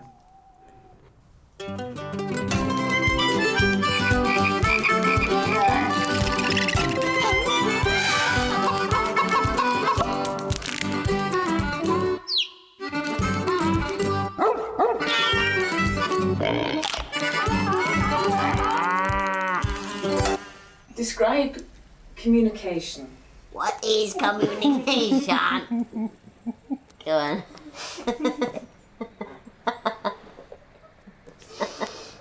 Hey, that's a start, Smiles. We do speak the language of it. You've got the easy bit. Let's do the question again. I remember the question. I mean, the only thing that you can say about me is I speak lots and lots and lots and lots and lots and lots, and sometimes you can see this in the face of the people that are around, that I don't let them speak now.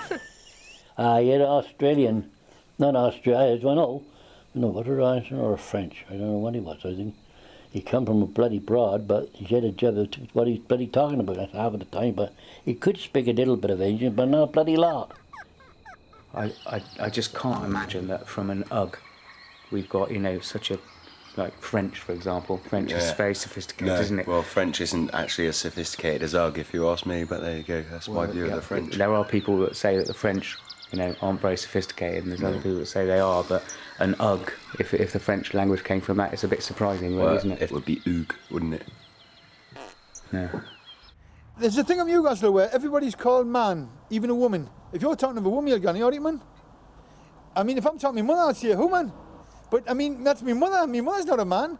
But, so, doing here, I've said it a couple of times, and it just slipped out. I'll say, if it's a woman, or somebody pushes in, and say, who, man, who are you pushing? She, I'm not a woman, I'm a man. I say, now you're a woman, man. urban is the new language. Yeah. Look at bling. Who's saying bling now? Everybody! Bling! It's not just about the language, though. There's body language, isn't there? Which is There is body language, I suppose, which is universal. And I can tell by looking at you right now that you're looking a little bit edgy, a little bit nervous. And even though I speak the same language as you, I didn't need to know that in order to tell that.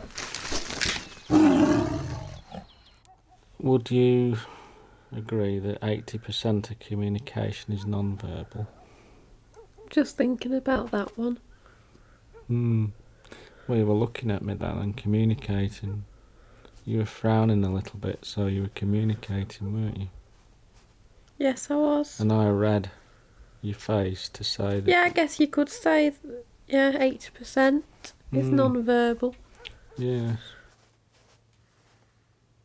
Well, it's 100%, isn't it, if you're a North Sea diver mending oil rigs? I'm just not biting. As far as communication goes when we're working sheep, it can either be vocal or whistle. So, to go left, and it goes round to the right, and that turns the sheep to the left. And that's how it works. It's communication between three different animals.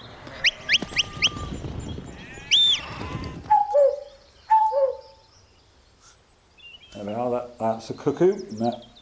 That's a cuckoo that you can call a cuckoo in with that. That does that call twice, and then you have to wait, and the cuckoo that will reply back to you, and then you do it again twice, and that will bring the cuckoo all the way as close as you want. That you can call them in, and then of course you shoot them. You know when a donkey's unhappy. If a donkey's bad-tempered, it will lay its ears right down like that. Bad-tempered. When they're happy, their ears are usually up or slightly forward like that. But if they're laid right down like that and they're swishing their tail like she is now, that's showing aggression. But their ears have got to be down, right flat on their body to show aggression. But normally they're straight up again, like hers, look. They're straight up, or just flopped out to the side. Like that, they'll flop them out to the side. You see, they're up, but then they'll flop them out. But they're all up, pricked up, looking happy, like that. But that's the only thing, you've got to watch a donkey when she lays her ears right down like that. Don't whisper things. Don't defeat the object. Do you have communication issues between you? No. We just don't talk. It's all about knowing. I tend to be quiet, don't I? I don't do much or say much if I'm. Or you go if you're angry, Wayne. You go You always know. And I say to Paul, "Oh, Wayne's got a grumpy on." On your nose, look, see. Oh, that was a good one, wasn't it? I always thought they were being aggressive. No, that's showing affection.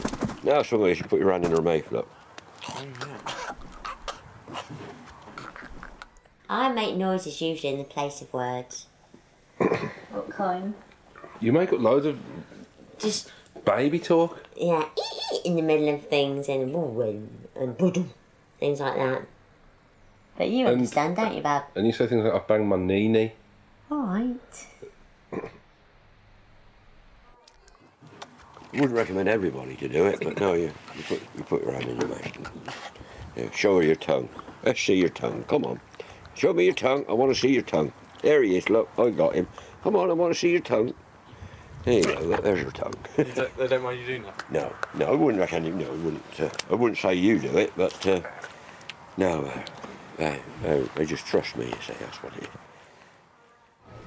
is. You need communication. I mean, it doesn't matter that you don't speak the language or you don't speak because you are blind or you don't hear. I mean, it's something you need to live. You need to communicate. You need to communicate with someone. Something you need. Always there's something you need or something someone needs and needs to communicate with you. So it's something really, it's really important. The communication is something. You have to be positive. You have to talk. You must love one another. You must understand. You must communicate. You must read books. Yeah, for real, man. And we out. Peace. Yeah. Shut up, Brian. Okay.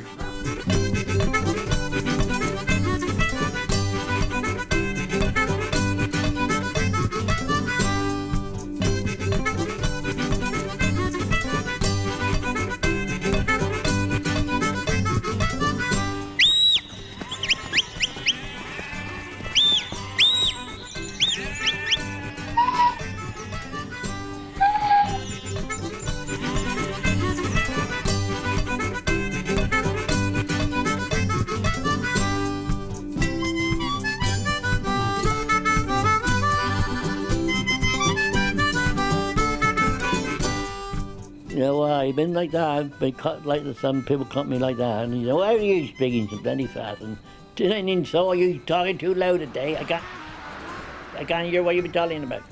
Then you've got the trouble. I should turn around and you must be bloody deaf then.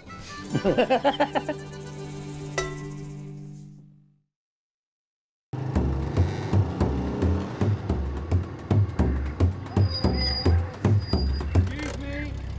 Can't park there, mate. No. Sorry.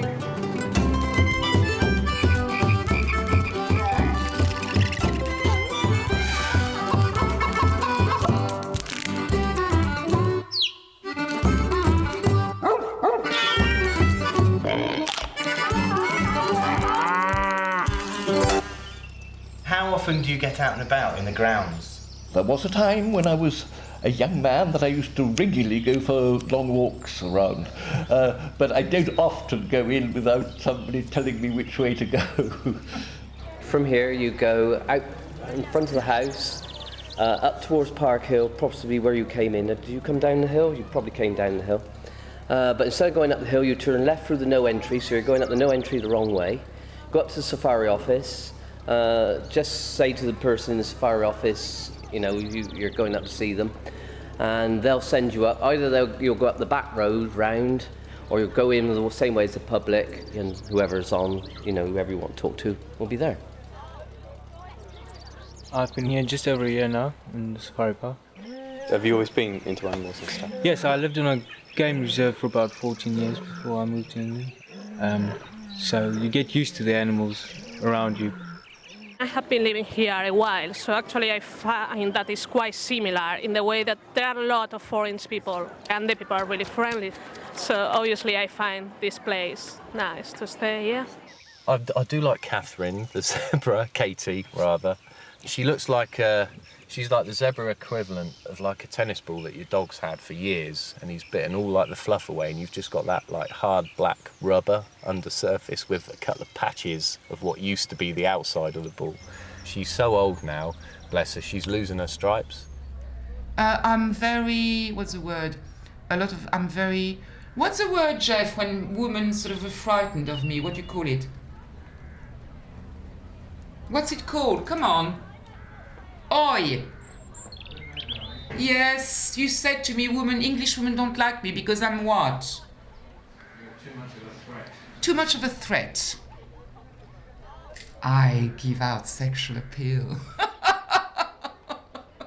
The hippos don't do anything. 22 hours a day of sleep and 2 hours of eating. That's about it. They are so bone idle. No. I kind of suck up to the boss, so I ain't got to do any work. I just get to sit out back doing nothing all day. Oh, my daily routine, right? I get up at about 7 o'clock and I'm usually in work by about 8, and that's quite good because it's quite quiet between 8 and 9. And then I run around for about 12 hours and then come home again. You'll end up having a laugh all day because of the fact if you didn't, you'd end up crying. But yeah, it's cold, muddy in the winter, but of the summer, obviously, you know, your muscles are big. You feel a bit sure of yourself, like the old sun comes out, everyone's a poser, and yeah, you know, it's have a laugh, and then I'm sleep, and that's it. That's it really, it's just, yeah, good. Do you get lots of problems with the monkeys putting cars to pieces? It depends on what mood the monkeys are in. I mean, if it's really hot weather, then you're very well if you see any monkeys doing much damage. Or they whip windscreen wipers off and things like that.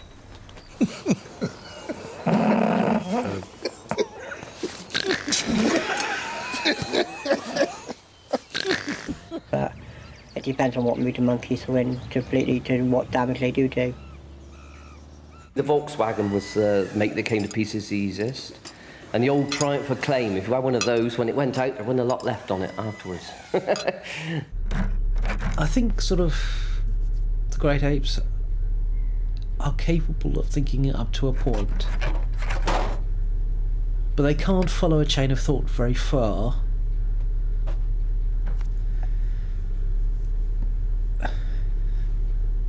The concept that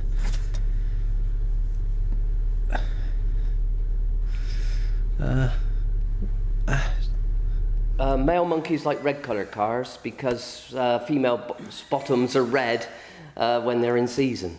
They sort of shine a bit more. Blanky check pen, here we go.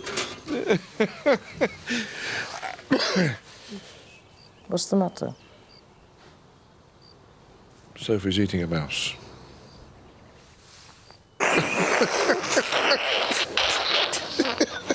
We don't really get involved with the food side of things. We don't actually eat here as such. You know, we've obviously got our own home life.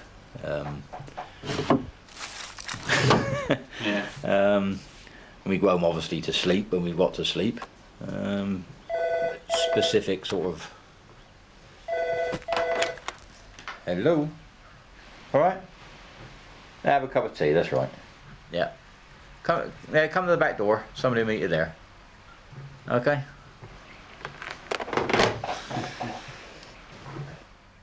Well, I once set something that had fallen down in the, or been knocked down, I don't know quite how it came to my plate, in the safari park. And that was an antelope of some kind and had a special name, but I can't really remember what it was. And that, I think, we all had a portion of it somewhere around the estate. You can guarantee someone will come up to the fence, won't they, and go, "What type of animal is that?" and think it's really, really, really funny. They do, though, don't they? Yeah. What is it? Is it a monkey? Maybe I just look weird. Maybe you do. Right, yeah. No, it does happen, yes. It's when they stop whistling and looking that you start worrying, you know. Your face.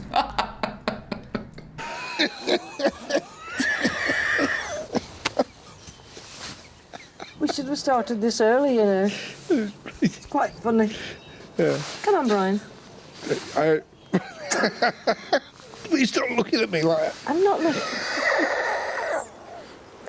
How do you cope? I'm so sorry. How do you cope? Look at you making me laugh. I'm not. It's you.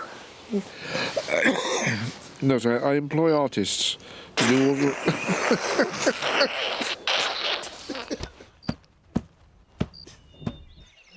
I'm hoping to get a working permit to stay working in the safari park, but unfortunately I don't know yet, so it's going to take about another 6 months for me to find out.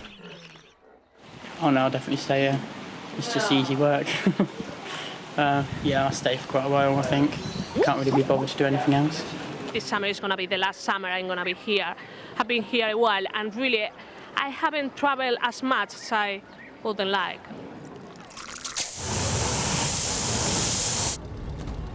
Usually got a chuck whizzing bicycle and jump in that.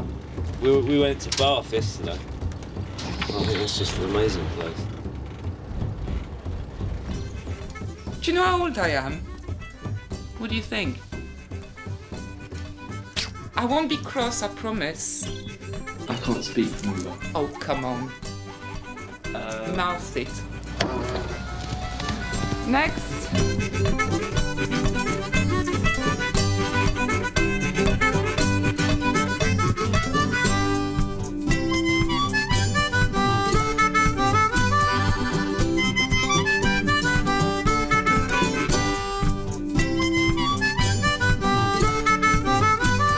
The way out. No idea. We were following you. No, we're trying to find a way in. We know where the way out is. Is that the way out? This isn't the way out, though, is it?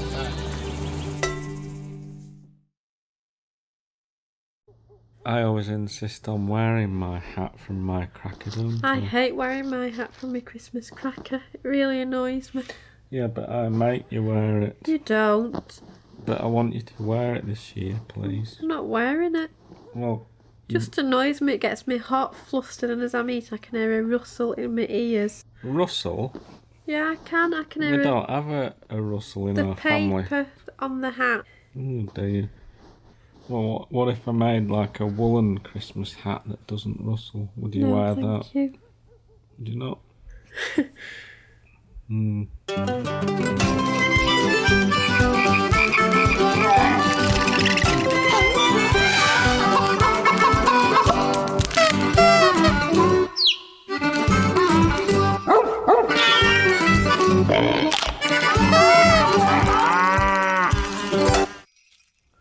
There are things about Christmas, about midnight mass on Christmas Eve that I find unbearably emotional.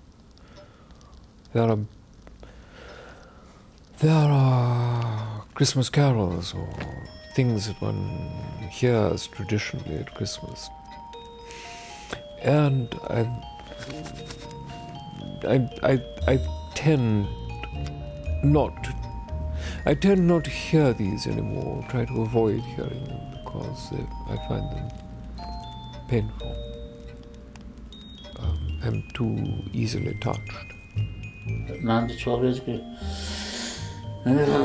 12 birds are calling. How does the first line go? The first day of Christmas, my true love said to me, and a partridge in a pear tree. No, I can't remember that song. On the 12th day of Christmas. Oh no, on the first. That's a good start, isn't it? Straight into the end. Oh, hang on, no, it just start with 12. Count down there. The first day of Christmas, my true love sent to me a partridge in a pear tree. A partridge in a pear tree, what do you think that's symbolic of? Oh, I don't know, do I? What, partridge, it's in a pear tree. No idea. I mean, look at state of it. 5 gold rings. No, just a minute. Ladies dancing, Lord No. sleeping. No. A partridge in a pear tree. I've no idea. You're leaping ahead. I don't know. A partridge in a pear tree makes me think about good target practice as you're trying to knock the partridge out of the pear tree. That's what it conjures. Why would somebody want a partridge in a pear tree? A partridge in a pear tree, that's where partridges live, innit? In a pear tree? Do you know where How many partridge, do you know where partridges live? No. Shut up then. You Yeah, have I've to got take the one man's living word there for it. Whatever. This day of Christmas, my true love give to me a oh God. Christmas. It's good because it's a long holiday. I don't have to worry about things for a few days. Or rather, I can worry about something different, like meeting my family. Well, in my family, the habits are probably much the same as most families at Christmas, and they involve the large belly habit, followed by the large tumbler of alcoholic beverage habit, followed by the huge argument habit, followed by the early bed habit and the indigestion habit, and then the oh God, we've got to be here for another 4 days habit, and why did you buy me all this crap habit. On the second day of Christmas, my true love gave to me 2 turtle doves and a partridge in a pear tree. The doves. I don't know what that's got to do with it, man. Doves are supposed to be 2 doves. You take one, and it's supposed to bring you good luck when the 2 doves come together and all that. I mean, you've seen stories on the telly about it. I mean, yeah, that's supposed to be true. If a dove is supposed to be good luck. That's what they reckon. On the second day of Christmas, my true love gave to me. Sorry, I had to cut it. 2 turtle doves. Some type of weird genetic experiment. I don't know. A dove and a turtle mixed together in some laboratory. I don't know. See, 2 doves makes me think of target practice as well. I hadn't realised that I was so psychopathic, really. 2 doves conjures image of peace over Christmas. 2 white doves sitting in a tree. That's lovely, isn't it? On the third day of Christmas, my true love said to me, 3 French hens, 2 turtle doves, and a partridge in a pear tree. 3 French hens. Well, they're just hens that are French, aren't they, really? Well, but I don't see the relevance. That wouldn't be so good, 3 elephants, would it? I said relevance, not elephants. Oh, right. What do you think French hens are? Do you have any idea at all? Whatever. 3 French hens. Are they in the tree? La patrie, le jour de gloire est arrivé. Contre nous de la tyrannie, l'étang glaçant élevé. Yes. Well, they've flown from France a long way. They're not the 3 wise men. No, Or they might be. I don't know. Sorry?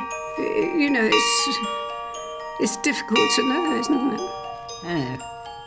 How did the 3 wise men know that the North Star was going to lead them to something special? Well, no, the North Star is there, isn't it? It's there. It's there. But go and find it. Go and follow find it. Find Where's it going to take you? The 3 kings brought gifts to the baby Jesus. Yeah, frankincense, gold, and myrrh. Yeah. Not PlayStation, iPod, and I don't know. I can't think of a 3rd one. What are the 3 kings? I don't know. On the 4th day of Christmas, my true love gave to me 4 calling birds, 3 French hens, 2 turtle doves. And a partridge in a pear tree with lots of roast potatoes. Now, if you opened the door and there was 4 birds calling, you'd say, who sent you? Yeah, I mean... Yeah, I haven't got a clue really what that's all about, that song. And they'd say, well, your true love sent us round. We're just calling. See if you're okay. Everything's alright at Christmas. Do you need anything? I mean, we never took the time out to look at it. I mean, that's the trouble with life, isn't it? There's so much to do, and there's so much to know. Do you want anything? So, that's what that's about. 4 birds calling. And the thing is, I mean, even these people that know everything, there's so much more they don't. When you even get know. higher up in the song, it's like going sort of, so many drummers drumming and things like that. I mean, what's that all about? I mean, it could be anything, couldn't it?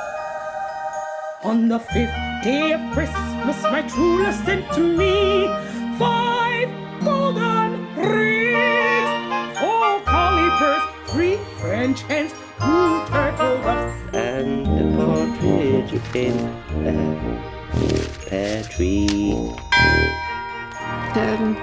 It's also, I think Christmas is for children.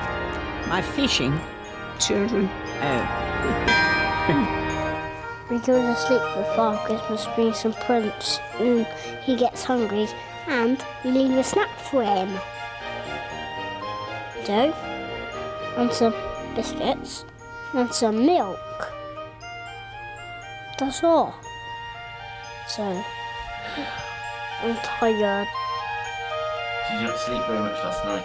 I love everything about Christmas. I love all the Christmas decorations. It's just so sparkly and twinkly and lovely. It's really relaxing. It is. It's lovely, actually. You like the reindeer with its legs going and everything. I love them. Kids love it, man. It's lovely.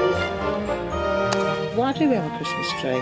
Why are you talking about Christmas trees? Yes. Well, Norway were the first to start it, weren't they? Norway, that's where the Christmas trees come from originally. Have you just made that up? No. Yes.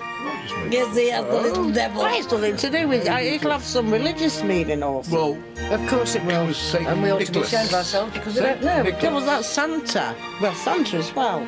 Santa comes. Who's Santa? No, that's Nicholas. So, you want me to sing? Right. Okay, you're recording.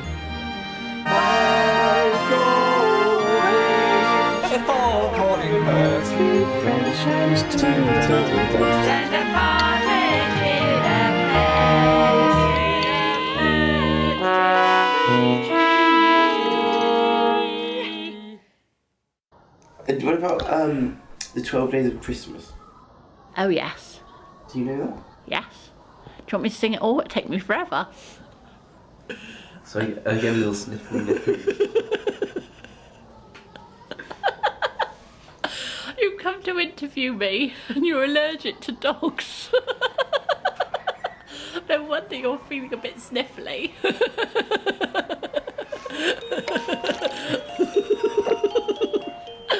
Oh dear, so funny.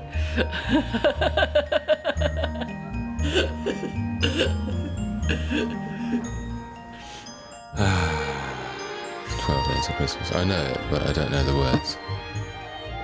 No. It's on the 5th day of Christmas. My true love gave to me 5 golden rings. Calling birds, 3 French hens. 2 turtle doves. No, No. we're on French hens now. 2 aren't we? French hens. And 3 French hens. 3, is it? Yeah. 3 French 3 hens. French hens. And the 2 turtle doves. and a partridge in a pear tree.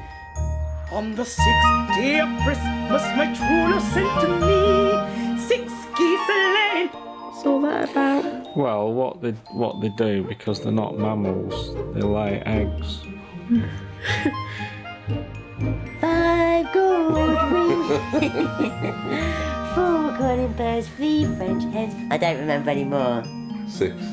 6 made singing. I think I might have made that one up. 6. I know there are lords of leaping somewhere. But I don't know. 7 lots of leaping. 6 geese are laying.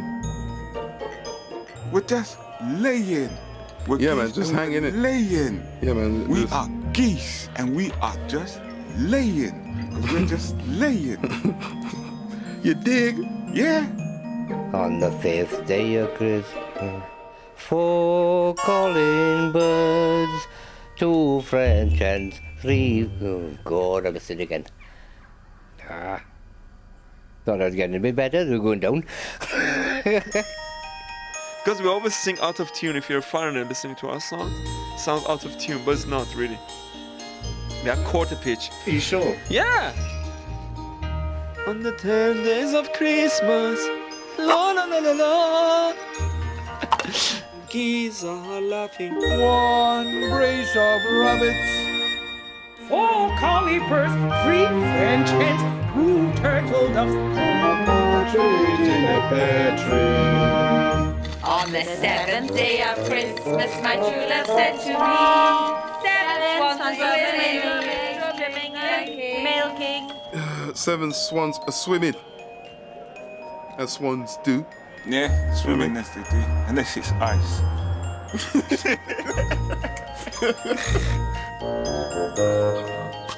That must refer back to the sort of gamey type of thing, bearing in mind it's only royalty that are officially allowed to eat swans.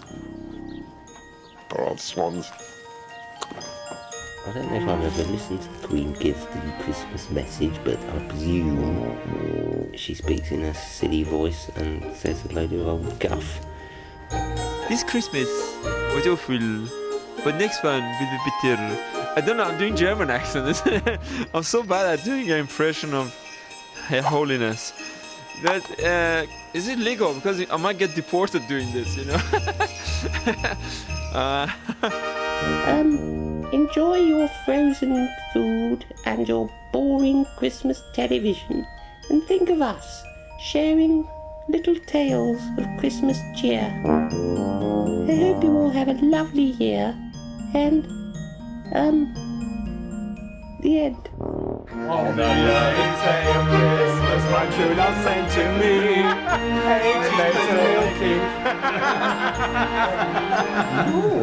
8 maids milking out in the meadow. Some women in white tops and hay.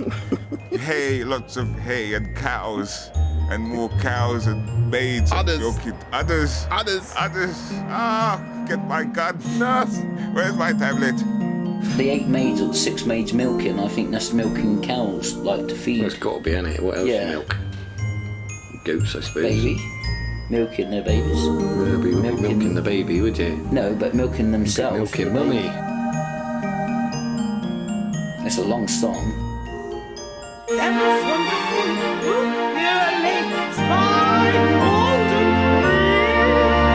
Four calling birds, 3 French hens, 2 turtle doves, and 9 swarms are leaping.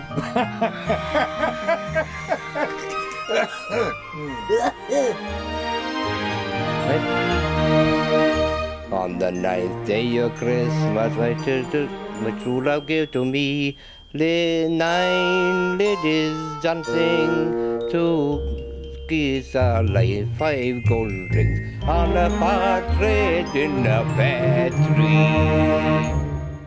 On the 10th day of Christmas, my true love sent to me 10 lords are leaping, 9 ladies dancing, 8 maids are milking, 7 swans are swimming, 6 geese are laying, 5 gold rings, 4 calling birds, 3 French hens, 2 turtle doves, And a partridge in a pear tree.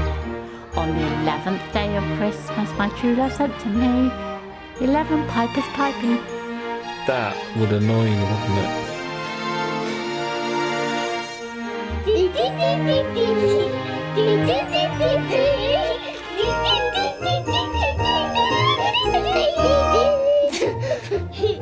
Eleven maids are dancing, 5 pipe down, 10 drum to 8 maids are milking, 7 swans are swimming, 6 geese are laying, 5 4 collie birds, 3 French hens, 2 turtle doves, and a partridge in a pear tree.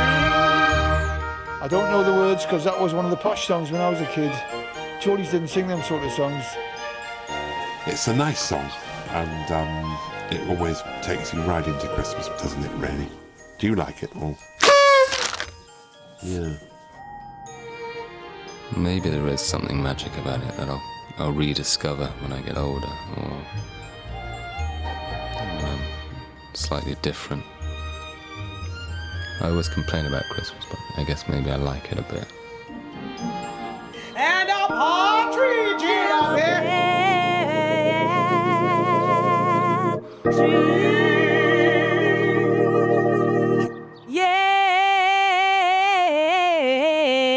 tree. Oh! On the 12th day of Christmas, my true love sent to me 12 lords a leaping, 11 pipers piping, 10 drummers drumming, 9 ladies dancing, 8 maids are milking, 2 French hens, 6 geese are laying, 5 gold rings, 4 collie birds, 3 French hens, 2 pigeons.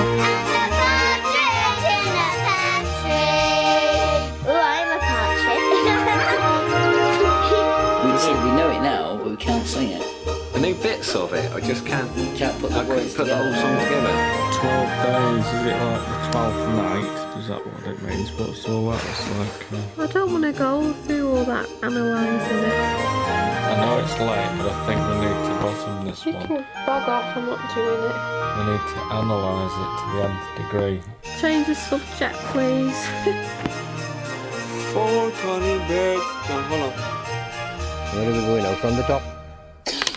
Hey? On the 3 French hens, 2 turtle doves, and a partridge in a pear tree. In a pear tree.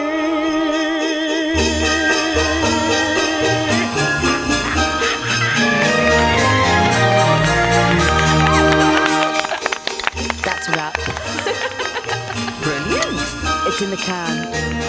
Happy Christmas, everyone. Have a very, very nice Christmas. You're very beautiful. And from Buckingham Palace, I'd like to wish you all a Merry Christmas. She sounds like an old queen. Oh dear, I do, don't I? I need a pair of glasses and a white boot. You make me feel old.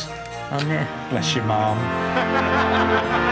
The spirit of Christmas is something really beautiful when you believe in it. If not, well, enjoying Christmas as you can. Happy Christmas, Muriel. And just carry on drinking the water. Yes, it's good for you. I wish I could drink, but can't drink. I think a nice peaceful Christmas for everybody. Nice peaceful Christmas, yes, I think we'll do a nice peaceful Christmas. Yes, I think so. My Christmas message to the world is love your family, love your friends, love your animals, and love life to the full, because life is so exciting and so enjoyable, and the more you put into it, the more you get out of it. Life's just so fantastic. My Christmas message would be stop shopping.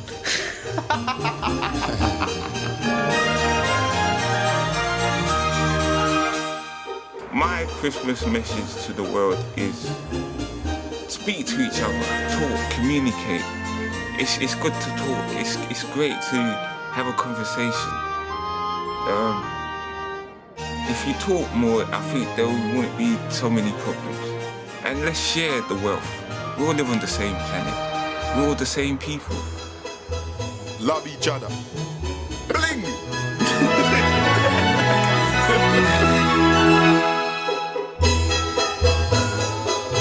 Don't worry, it's only going to be for a week or so, and then you can forget all about it till next year. That song at all the 12 days of Christmas, I find it really irritating. The words are daft, 5 gold rings and all that.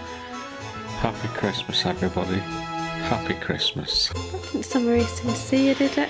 Well, it was. Happy Christmas and enjoy yourselves, and don't forget the true meaning of Christmas.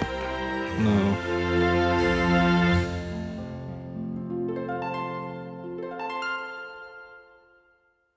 Yeah, just thinking about partridges. Well, stop thinking about partridges. Is it in danger as a species? Can you be quiet now, please? Is it edible? On the first day.